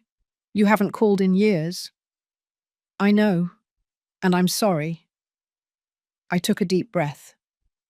Bethany, I need to tell you something, and I told her everything, from the beginning, from when Jackson and Tiffany came to live with me, to the moment I kicked them out. She listened in silence. When I finished, she didn't speak for a minute. I thought she was angry, that she was going to scold me for kicking out my son. But then she said, "Eleanor, I am so proud of you." I was surprised. "What?" "You were always the good one, the one who sacrificed, the one who put up with everything. And I always worried about you. I always thought that someday you would break, but you didn't break." Her voice cracked. "You stood up, and that is the bravest thing I have ever seen." I started to cry. "I don't feel brave." "But you are. You know what? I'm going to visit you. Next month. We're going to spend time together, like when we were girls." "I would love that." "And Eleanor," she paused, "Mum would be proud of you. Dad too. And Robert. Robert would definitely be proud." Those words healed me, more than anything else could have, because all this time I had wondered if Robert would approve of my decision, if he would think I was too hard on his son. But now I knew he would understand, because he knew me. He knew how much I could bear, and he would know when enough was enough. The following days passed slowly but steadily. I went back to work. My colleagues noticed the change in me. They didn't ask much, but Mr. Peterson, the head accountant, told me, "Eleanor, you look different, lighter." "That's because I am," I said with a smile. And it was true. I had lost my son. I had lost the idea of the family I thought I would have, but I had won myself. One afternoon, while I was watering my new plants on the patio, I saw something. A monarch butterfly, perched on one of my bougainvillea. It was beautiful, bright orange with black. Monarch butterflies migrate thousands of miles. They travel alone. They face the wind, the cold, the predators, but they always get to where they need to be, because they know where they are going. I was like that butterfly. I had migrated from my old life to my new life. I had left behind the pain, the abuse, the denial, and I was getting to where I needed to be. 3 weeks after the day of the confrontation, I received a letter. It arrived in the mail, handwritten, in Jackson's handwriting. My heart beat fast when I saw it. I sat down in the living room. I opened it with trembling hands. "Mum, I don't know if you'll read this. I don't know if you want to hear from me. But I need to write to you. I've had a lot of time to think. Too much time. And every day that passes, I understand more what I did. What I did to you. I have no excuses. I can't blame Tiffany. I can't blame anyone but myself. I chose to sell your things. I chose to go to Paris. I chose to ignore your pain. And I did it because I lost myself. Because I let someone else dictate my life. Because I was a coward. Tiffany and I broke up. We are no longer together. She went to San Diego with a guy she met. Someone with money. Someone who can give her what I never could. And I'm living with a friend. I sleep on a couch. I work washing dishes at a restaurant. And it's okay, because it's what I deserve. Mum, I'm not writing to ask for your forgiveness. Well, yes, I am asking for it. But I know words aren't enough. I'm writing to tell you that I finally understood. I understood that you were the best mother in the world, that you gave me everything, that you sacrificed your happiness for mine. And I repaid you with betrayal. I don't expect you to forgive me. I don't expect you to talk to me again. I just want you to know that I'm changing, truly, not for you, but for me, because I need to be better. I love you, Mum. I have always loved you, even when I didn't show it.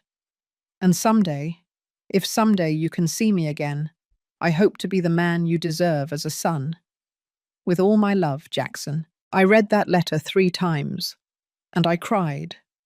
I cried for the son I lost, and I cried for the son I might, someday, recover. But it wasn't today. It wasn't tomorrow. It was someday. A day when he had truly changed, when his actions backed up his words. I folded the letter, I put it in a drawer, and I kept going. Because that was what I had to do. Keep going, not with resentment, not with hatred, but with hope. Hope that he would find his way, hope that he would learn what he needed to learn, and hope that I would continue to heal. That night I sat on my patio, under the stars, with a cup of chamomile tea, and I thought about everything that had happened, the woman I was, and the woman I had become. And I understood something fundamental. Sometimes the greatest love you can give is letting go. Letting go of the people who hurt you. Letting go of the expectations of what should have been. Letting go of the pain. And embracing the peace. The peace of knowing you did the right thing. The peace of knowing you chose your dignity. The peace of knowing that time always brings justice. And even though Jackson and Tiffany hadn't faced all the consequences of their actions yet, I knew they would. Because life has a way of collecting what is owed. Not with revenge, not with punishment, but with natural consequences. And I could live with that. Have you ever had to let go of someone you love to save yourself? Have you ever chosen your peace over your family? It's one of the hardest decisions. But sometimes, it's the only way to survive. If you've been through something like this, you're not alone. Tell me in the comments. A year passed. A whole year since the day I kicked Jackson and Tiffany out of my house. A year in which my life changed in ways I never imagined. The Ellie Fund had helped 14 women. 14 women who were in similar situations to mine. Women who needed legal advice, protection, a way out. Every month I received letters from them, thank you notes, stories of how they had recovered their dignity. Those letters healed me. My house no longer felt empty. It felt full of peace, of plants, of light. Brenda came to visit me every week. Sometimes we cooked together. Sometimes we just sat on the patio drinking coffee and watching the sunset. Bethany came from Miami 3 times, the last time she stayed for a whole week. It was like getting my sister back, getting my true family back. My job was going well. I had been given a promotion. I was now the supervisor of the accounting department. And I was fine. Not perfect, not without scars, but fine. But while my life had improved, theirs hadn't. Not because I did anything, not because I sought revenge, but because life always collects its debts. I found out about Jackson by accident. It was a Saturday. I was at the supermarket buying vegetables when I heard a familiar voice. Mrs. Miller? I turned around. It was Megan, Tiffany's sister. Megan. Hello. She looked different, more mature, more serious. How are you? She asked. Fine. And you? I'm fine, but... She hesitated. I don't know if you want to know, but... Jackson? My heart sped up. What about him? He's... not doing well. Megan lowered her voice. He lives alone now, in a small apartment in Midtown. He works 2 jobs, one as a waiter during the day, the other as a security guard at night. 2 jobs. My son, who had a college degree, working as a waiter and a guard. And Tiffany? I asked, although I wasn't sure I wanted to know. Tiffany? Megan sighed. She's in San Diego, or she was.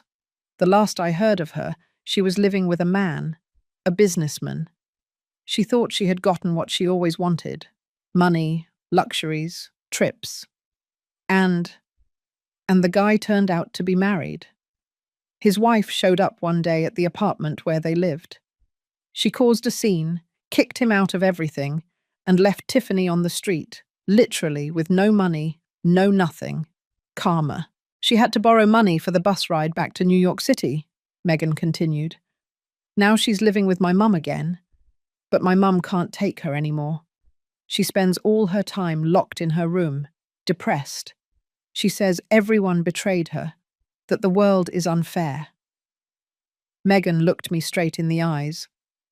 But between you and me, Mrs. Miller, she brought it on herself.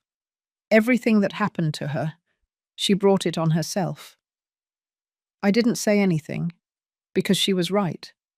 But I didn't feel satisfaction. I only felt sadness. Sadness for the lost time, for the ruined lives, for the consequences that could have been avoided. Does Jackson know where I am? I asked. Yes, but he doesn't dare to look for you. He says he doesn't deserve it. That first he has to... Megan searched for the words. That first he has to become someone better. Maybe he was learning. If you see him, I said carefully, tell him that I wish him the best, that I hope he finds his way. I will tell him. We said goodbye. She left with her shopping cart.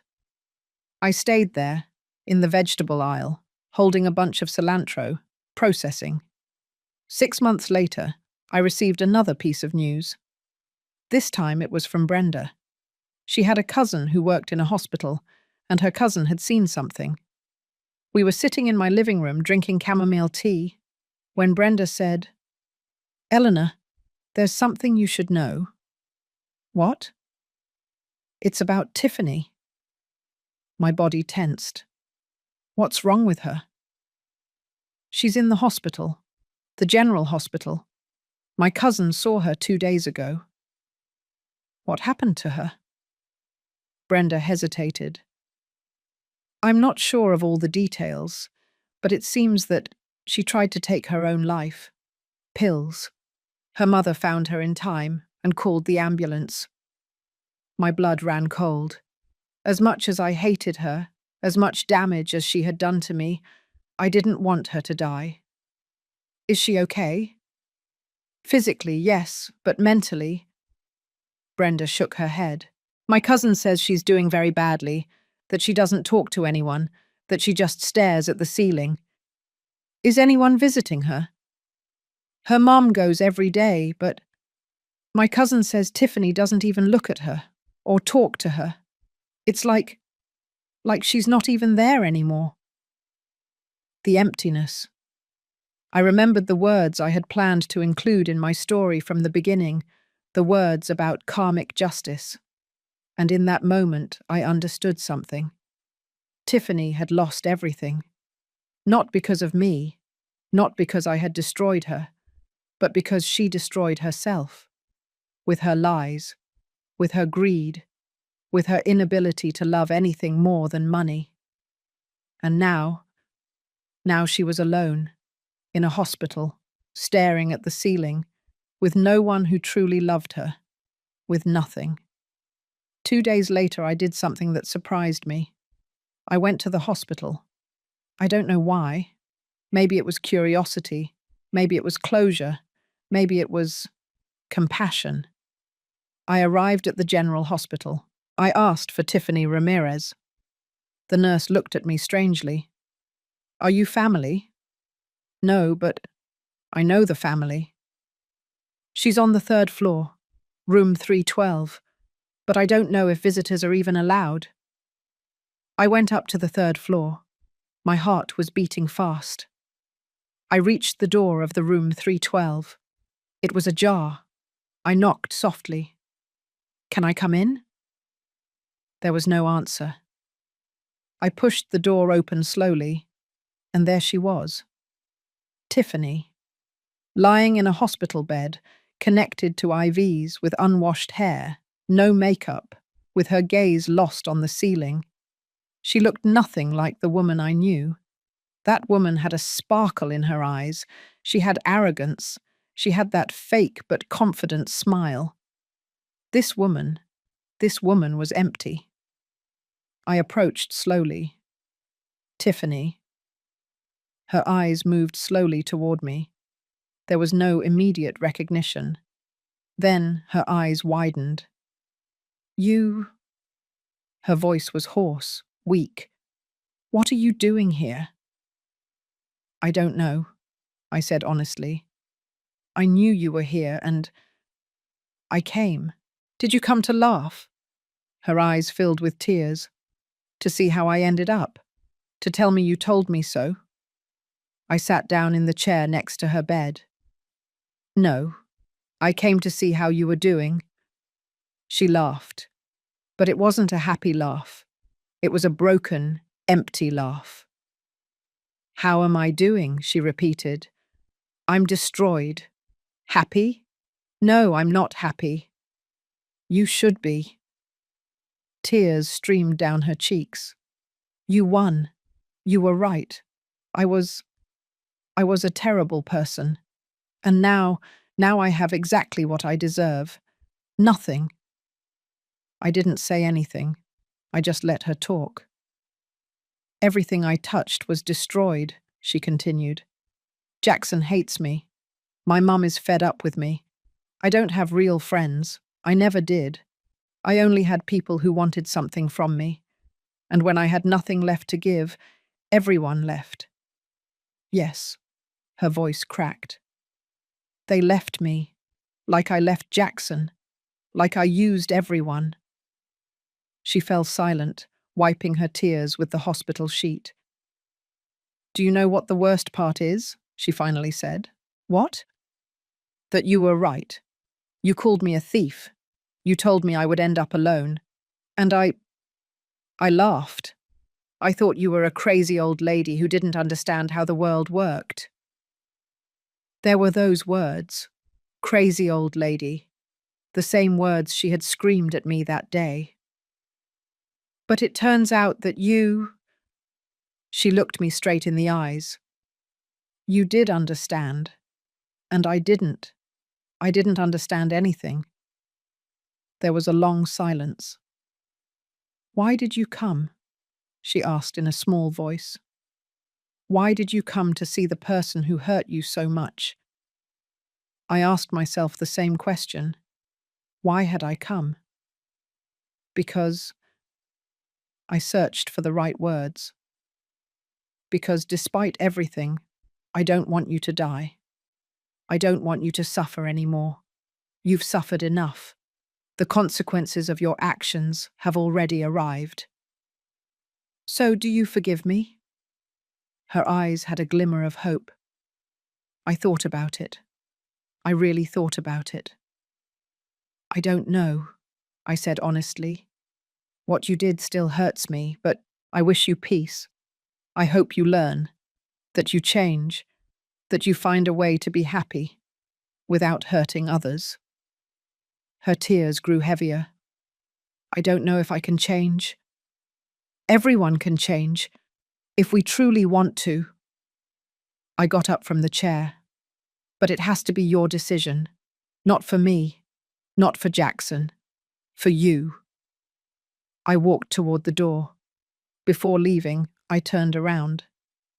Tiffany, life always collects its debts. You are experiencing that now. But also, life gives second chances. If you truly change, if you truly become someone better, perhaps you will find the peace you were looking for. I didn't wait for a reply. I left that room. And when I closed that door, I felt like I was closing a chapter, not with hatred, not with revenge, but with understanding. The understanding that justice does not always come from the courts. Sometimes it comes from karma, from natural consequences, from life itself. 3 months later, I received a call from Megan. Mrs. Miller, I wanted you to know something. What happened? Tiffany is in therapy, truly. She's been going every week for 2 months. And she's working at a coffee shop. Nothing glamorous, but it's honest work. Interesting. I'm happy for her. She also asked me to give you something. Megan paused. A letter. Can I send it to you? Yes. A week later, the letter arrived. It was short, written in shaky handwriting. Mrs. Miller, I don't expect your forgiveness. I don't deserve it. I just want you to know that I am trying to be better. Not for you, not for Jackson, for me. Because I don't want to be that person who destroyed everything she touched again. Thank you for visiting me in the hospital. No one else did. That meant more than you can imagine. Tiffany. And Jackson? What happened to Jackson? I didn't hear from him for almost a year and a half, until one day, on a rainy Tuesday, someone knocked on my door. I opened it, and there he was. But it wasn't the Jackson I had known. It wasn't the spoiled child. It wasn't the man who robbed me. It was someone different, thin, with dark circles under his eyes, wearing simple, clean clothes, with the calloused hands of someone who works hard. Hello, Mum. His voice was trembling. Jackson, I know I shouldn't be here. I know I don't have the right. But his eyes filled with tears. I needed to see you. I needed to tell you. He broke down. He collapsed right there in the entrance of my house. And he cried. He cried like he hadn't in years. And I cried too. Because he was my son. And despite everything, he was still my son. But I didn't let him in. Not yet. Jackson, I said softly, you can't come in. Not yet. I know, he said, sobbing. I know, I just wanted to tell you I'm sorry, that I'm working, that I'm changing, that someday, if someday you can forgive me, I want to show you that I'm different. Are you in therapy? Yes, for 6 months, twice a week. Are you working honestly? Yes, in a restaurant. And studying at night. I want to finish a master's degree in administration, so I can be a better person. I looked at him. I really looked at him. And I saw something I hadn't seen in years. I saw my son, not the man Tiffany had created. I saw the boy I raised. Jackson, I said calmly, I'm glad you're changing. Really. But I need time. I need to see that this change is real, not just words. I understand. Maybe in a few months we can talk, have a coffee somewhere neutral, and talk for real. His eyes lit up. Really? Really, but calmly, step by step, no rush. Yes, whatever you say. He wiped his tears. Mum, thank you. Thank you for not closing the door completely. You are my son. You will always be my son. But I need to protect myself. And I need to see actions, not just words. I understand. And I promise I will show you that I've changed. He left, walking in the rain, with his shoulders slumped, but with something he didn't have before. Hope. That night, I sat in my living room, in my quiet house, in my house full of peace, and I thought about everything that had happened. Tiffany alone in a hospital, then working in a coffee shop, trying to rebuild herself. Jackson working 2 jobs, going to therapy, trying to be better. The natural consequences. I hadn't destroyed them. They had done it themselves. And now they were paying the price. Not because I wanted it, not because I had done anything, but because life always collects its debts. Brenda was right when she told me that sometimes the greatest love is letting someone fall. because only by falling do they learn to get up. And Jackson was learning. Maybe someday, when he had truly changed, when his actions backed up his words, we could rebuild something. Not the relationship we had. That one had died. But maybe a new one. One based on respect, on honesty, on clear boundaries.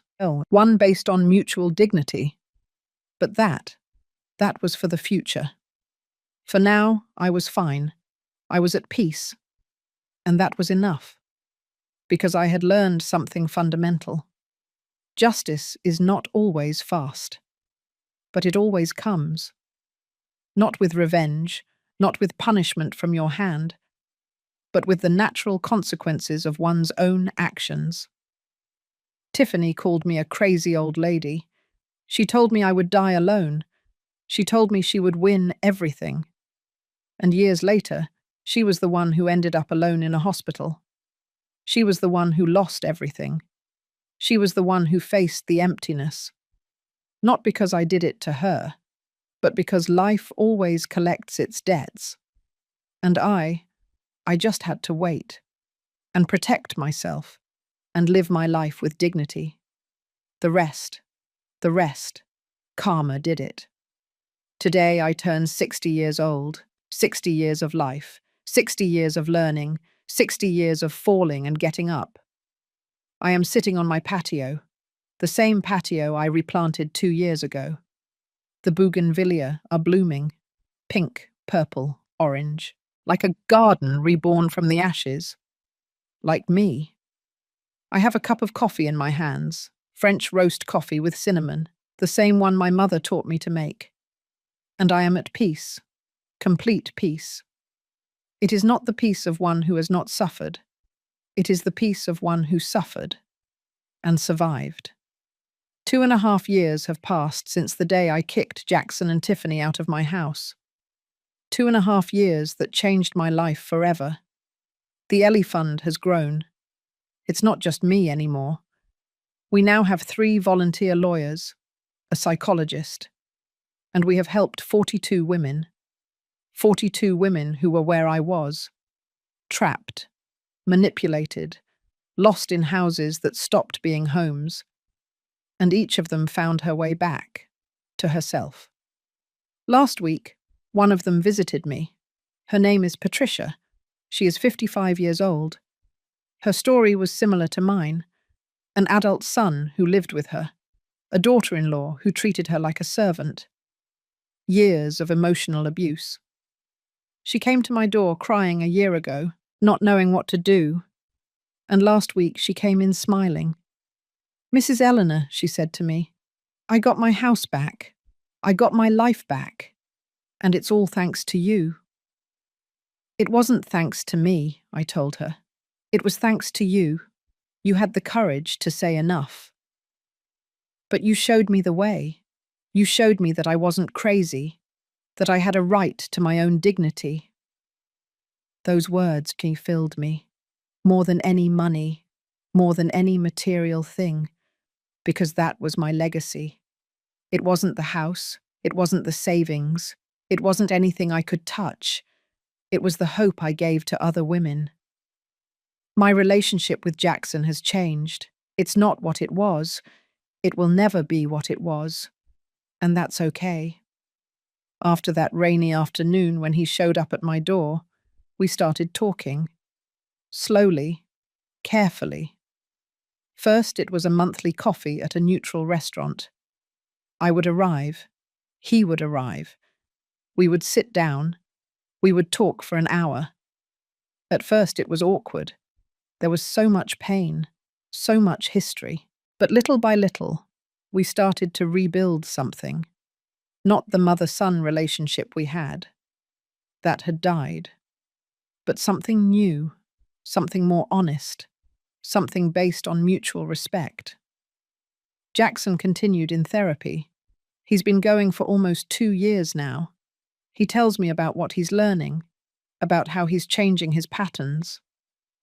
"Mum," he told me 2 months ago, "my therapist made me see something.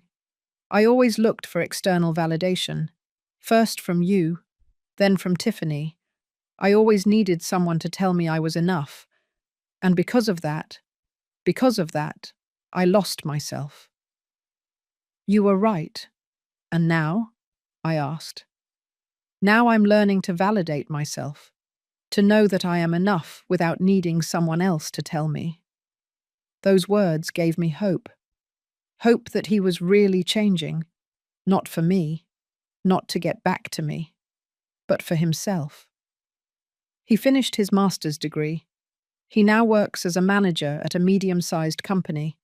Nothing glamorous, but it's honest work. Work that gives him dignity. He lives in a small but clean apartment. I visited him once. Just once. It was tidy, with few things, but with photos. Photos of when he was a child. Photos of me. Photos of Robert. And a photo of the three of us at the beach. The same photo I saved from the garage. When I saw it, my eyes filled with tears. I have it in my living room, Jackson said softly, to remind myself who I want to be, the child I was, the man my dad would have wanted me to be. We hugged that day, for the first time in years, and I cried. I cried for everything that was lost, and for everything we were rebuilding. But he doesn't live with me, and he never will again. That's my rule, my boundary, and he respects it. I understand, Mum, he told me. This is your house, your sanctuary, and I lost the privilege of being here, and that's okay, because you deserve your peace. Exactly, because I learned something fundamental in these years. Loving someone doesn't mean destroying yourself for them. You can love from a distance. You can love with boundaries. You can love and still protect yourself. Jackson comes to visit me every 2 weeks. We sit on this patio. We drink coffee. We talk. Sometimes we talk about the past. Sometimes about the present. Sometimes just about the weather. And that's okay, because we don't need to fill every silence with words. Sometimes silence is enough. And Tiffany, I haven't seen her since the hospital, but I hear about her. Megan tells me every now and then. Tiffany is still in therapy. She's been going for 1.5 years now.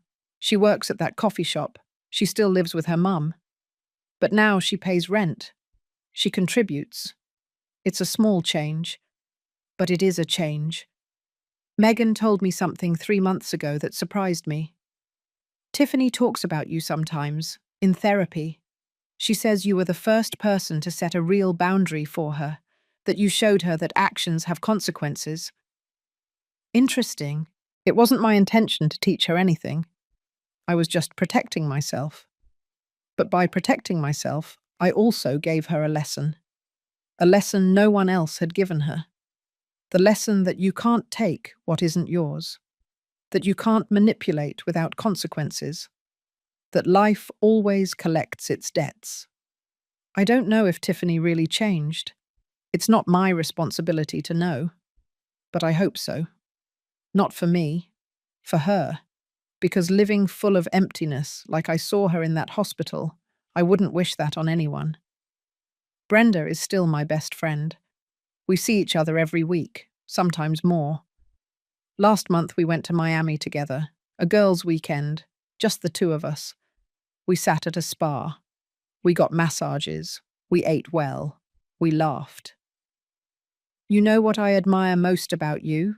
Brenda said to me while we were drinking herbal tea in the hotel garden. What? That you found yourself. Many women our age get lost. They stay in the pain. They stay victims all their lives. But you, she smiled, you got up. And not only that, you helped others get up too. Her words moved me. I don't always feel strong, I admitted. Sometimes it still hurts. Sometimes I still cry for what I lost. And that's okay. The pain doesn't disappear. We just learn to live with it, to carry it differently. She was right.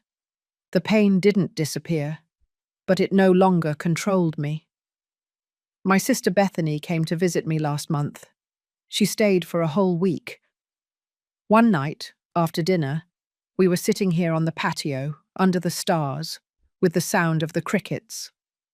"Eleanor," she said, "do you ever regret it?" "Regret what?" "Kicking Jackson out. Being so radical." I thought about it. I had thought about it many times. "Sometimes I wonder if I could have done things differently," I admitted. "If I could have been softer, more understanding.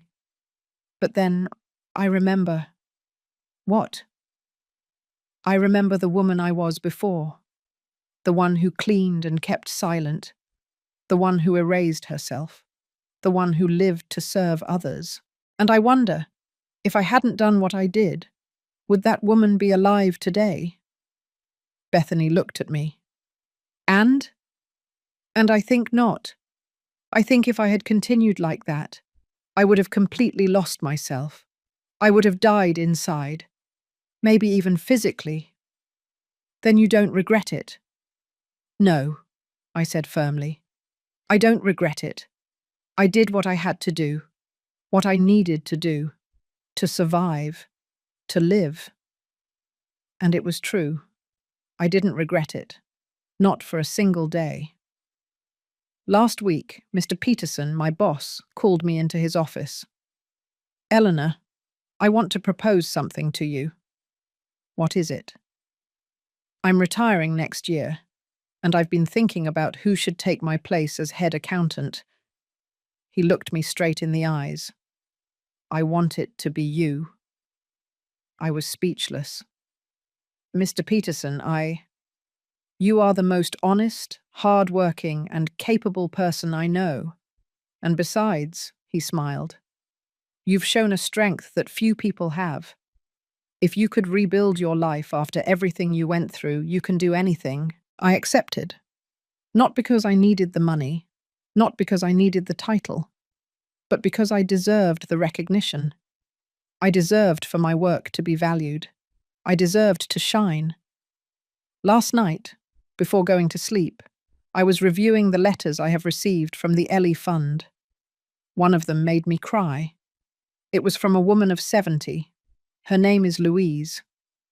"Mrs. Eleanor, I am 70 years old. All my life I was told that family comes first, that a good mother puts up with everything, that sacrifice is love. And I believed it. I put up with an alcoholic husband for 40 years. I put up with children who robbed me, with grandchildren who disrespected me, and I thought that was how it was supposed to be. Until I heard your story. A friend told me about it. She said, 'Louise, listen to this. This woman did what you should have done years ago.' And when I heard your story, I cried.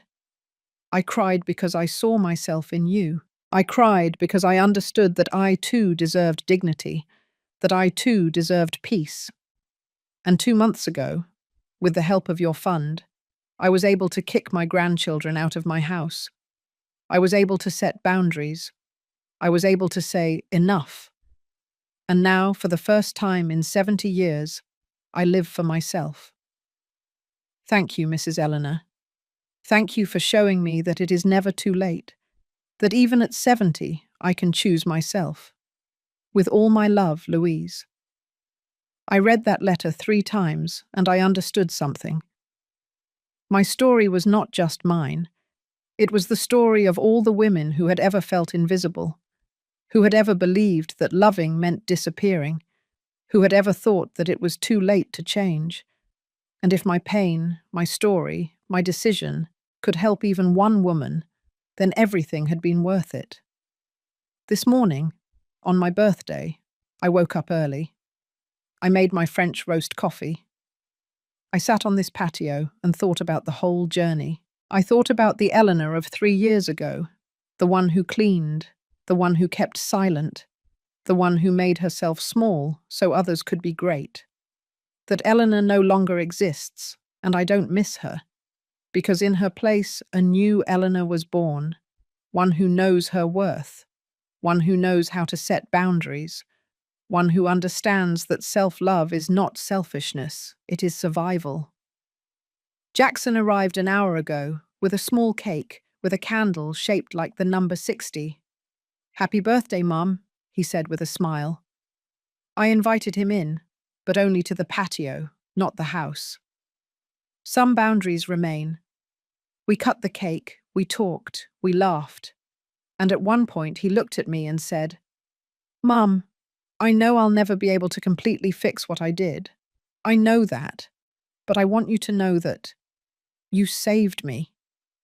Me? Yes, when you kicked me out, when you showed me that my actions had consequences, you saved me from myself. Because if you had continued to allow it, I never would have changed. I would have become a horrible man. And you had the courage to stop me. His words reached my soul. I didn't do it to save you, Jackson. I did it to save myself. I know that, but by saving yourself, you also saved me. We hugged, and in that embrace I felt something I hadn't felt in years. It wasn't the unconditional love from before, it was something more solid, more real. It was mutual respect. Now, as the sun sets over my patio, as I watch the bougainvillea sway in the wind, as I hold this cup of coffee that has gone cold, I think of you.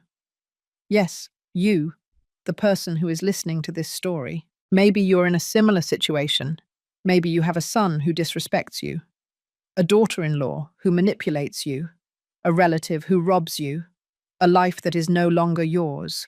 And maybe, like me, you have told yourself 1,000 times, "But it's my family, but I can't abandon them." But what will people say? And I want to tell you something that took me 60 years to learn. Family is not who shares your blood. Family is who respects your soul. You can love someone from a distance. You can wish them the best without destroying yourself in the process. You can choose yourself, and that doesn't make you a bad person. It doesn't make you selfish. It doesn't make you cruel. It makes you wise, because wisdom is not in enduring. Wisdom is in knowing when to let go. And if after listening to my story, there is one thing I want you to remember, it is this. It is never too late to choose yourself. It doesn't matter if you are 50, 60, 70, 80. As long as you have life, you have the option to change, to set boundaries, to say enough, to live with dignity. And yes, it will hurt. There will be tears. There will be lonely nights. There will be people who judge you. But on the other side, there is peace. There is freedom. There is life. A life that is yours, completely yours. And when you reach the end of your days, you won't regret having been strong. You will regret not having been strong sooner. If my story helps a single woman open her eyes, it will have been worth it. If a single person decides to choose herself after listening to me, all the pain will have made sense. Because that is my legacy. It is not a house. It is not money. It is not material things. It is the hope I leave in other women. The hope that yes, you can. That yes, there is life after pain. That dignity is always worth it. The sun has set. The stars are beginning to come out. Jackson left an hour ago. He hugged me before he left. "I love you, Mum." "I love you too, son." And it was true. I loved him. But I also loved myself. And that was the most important thing.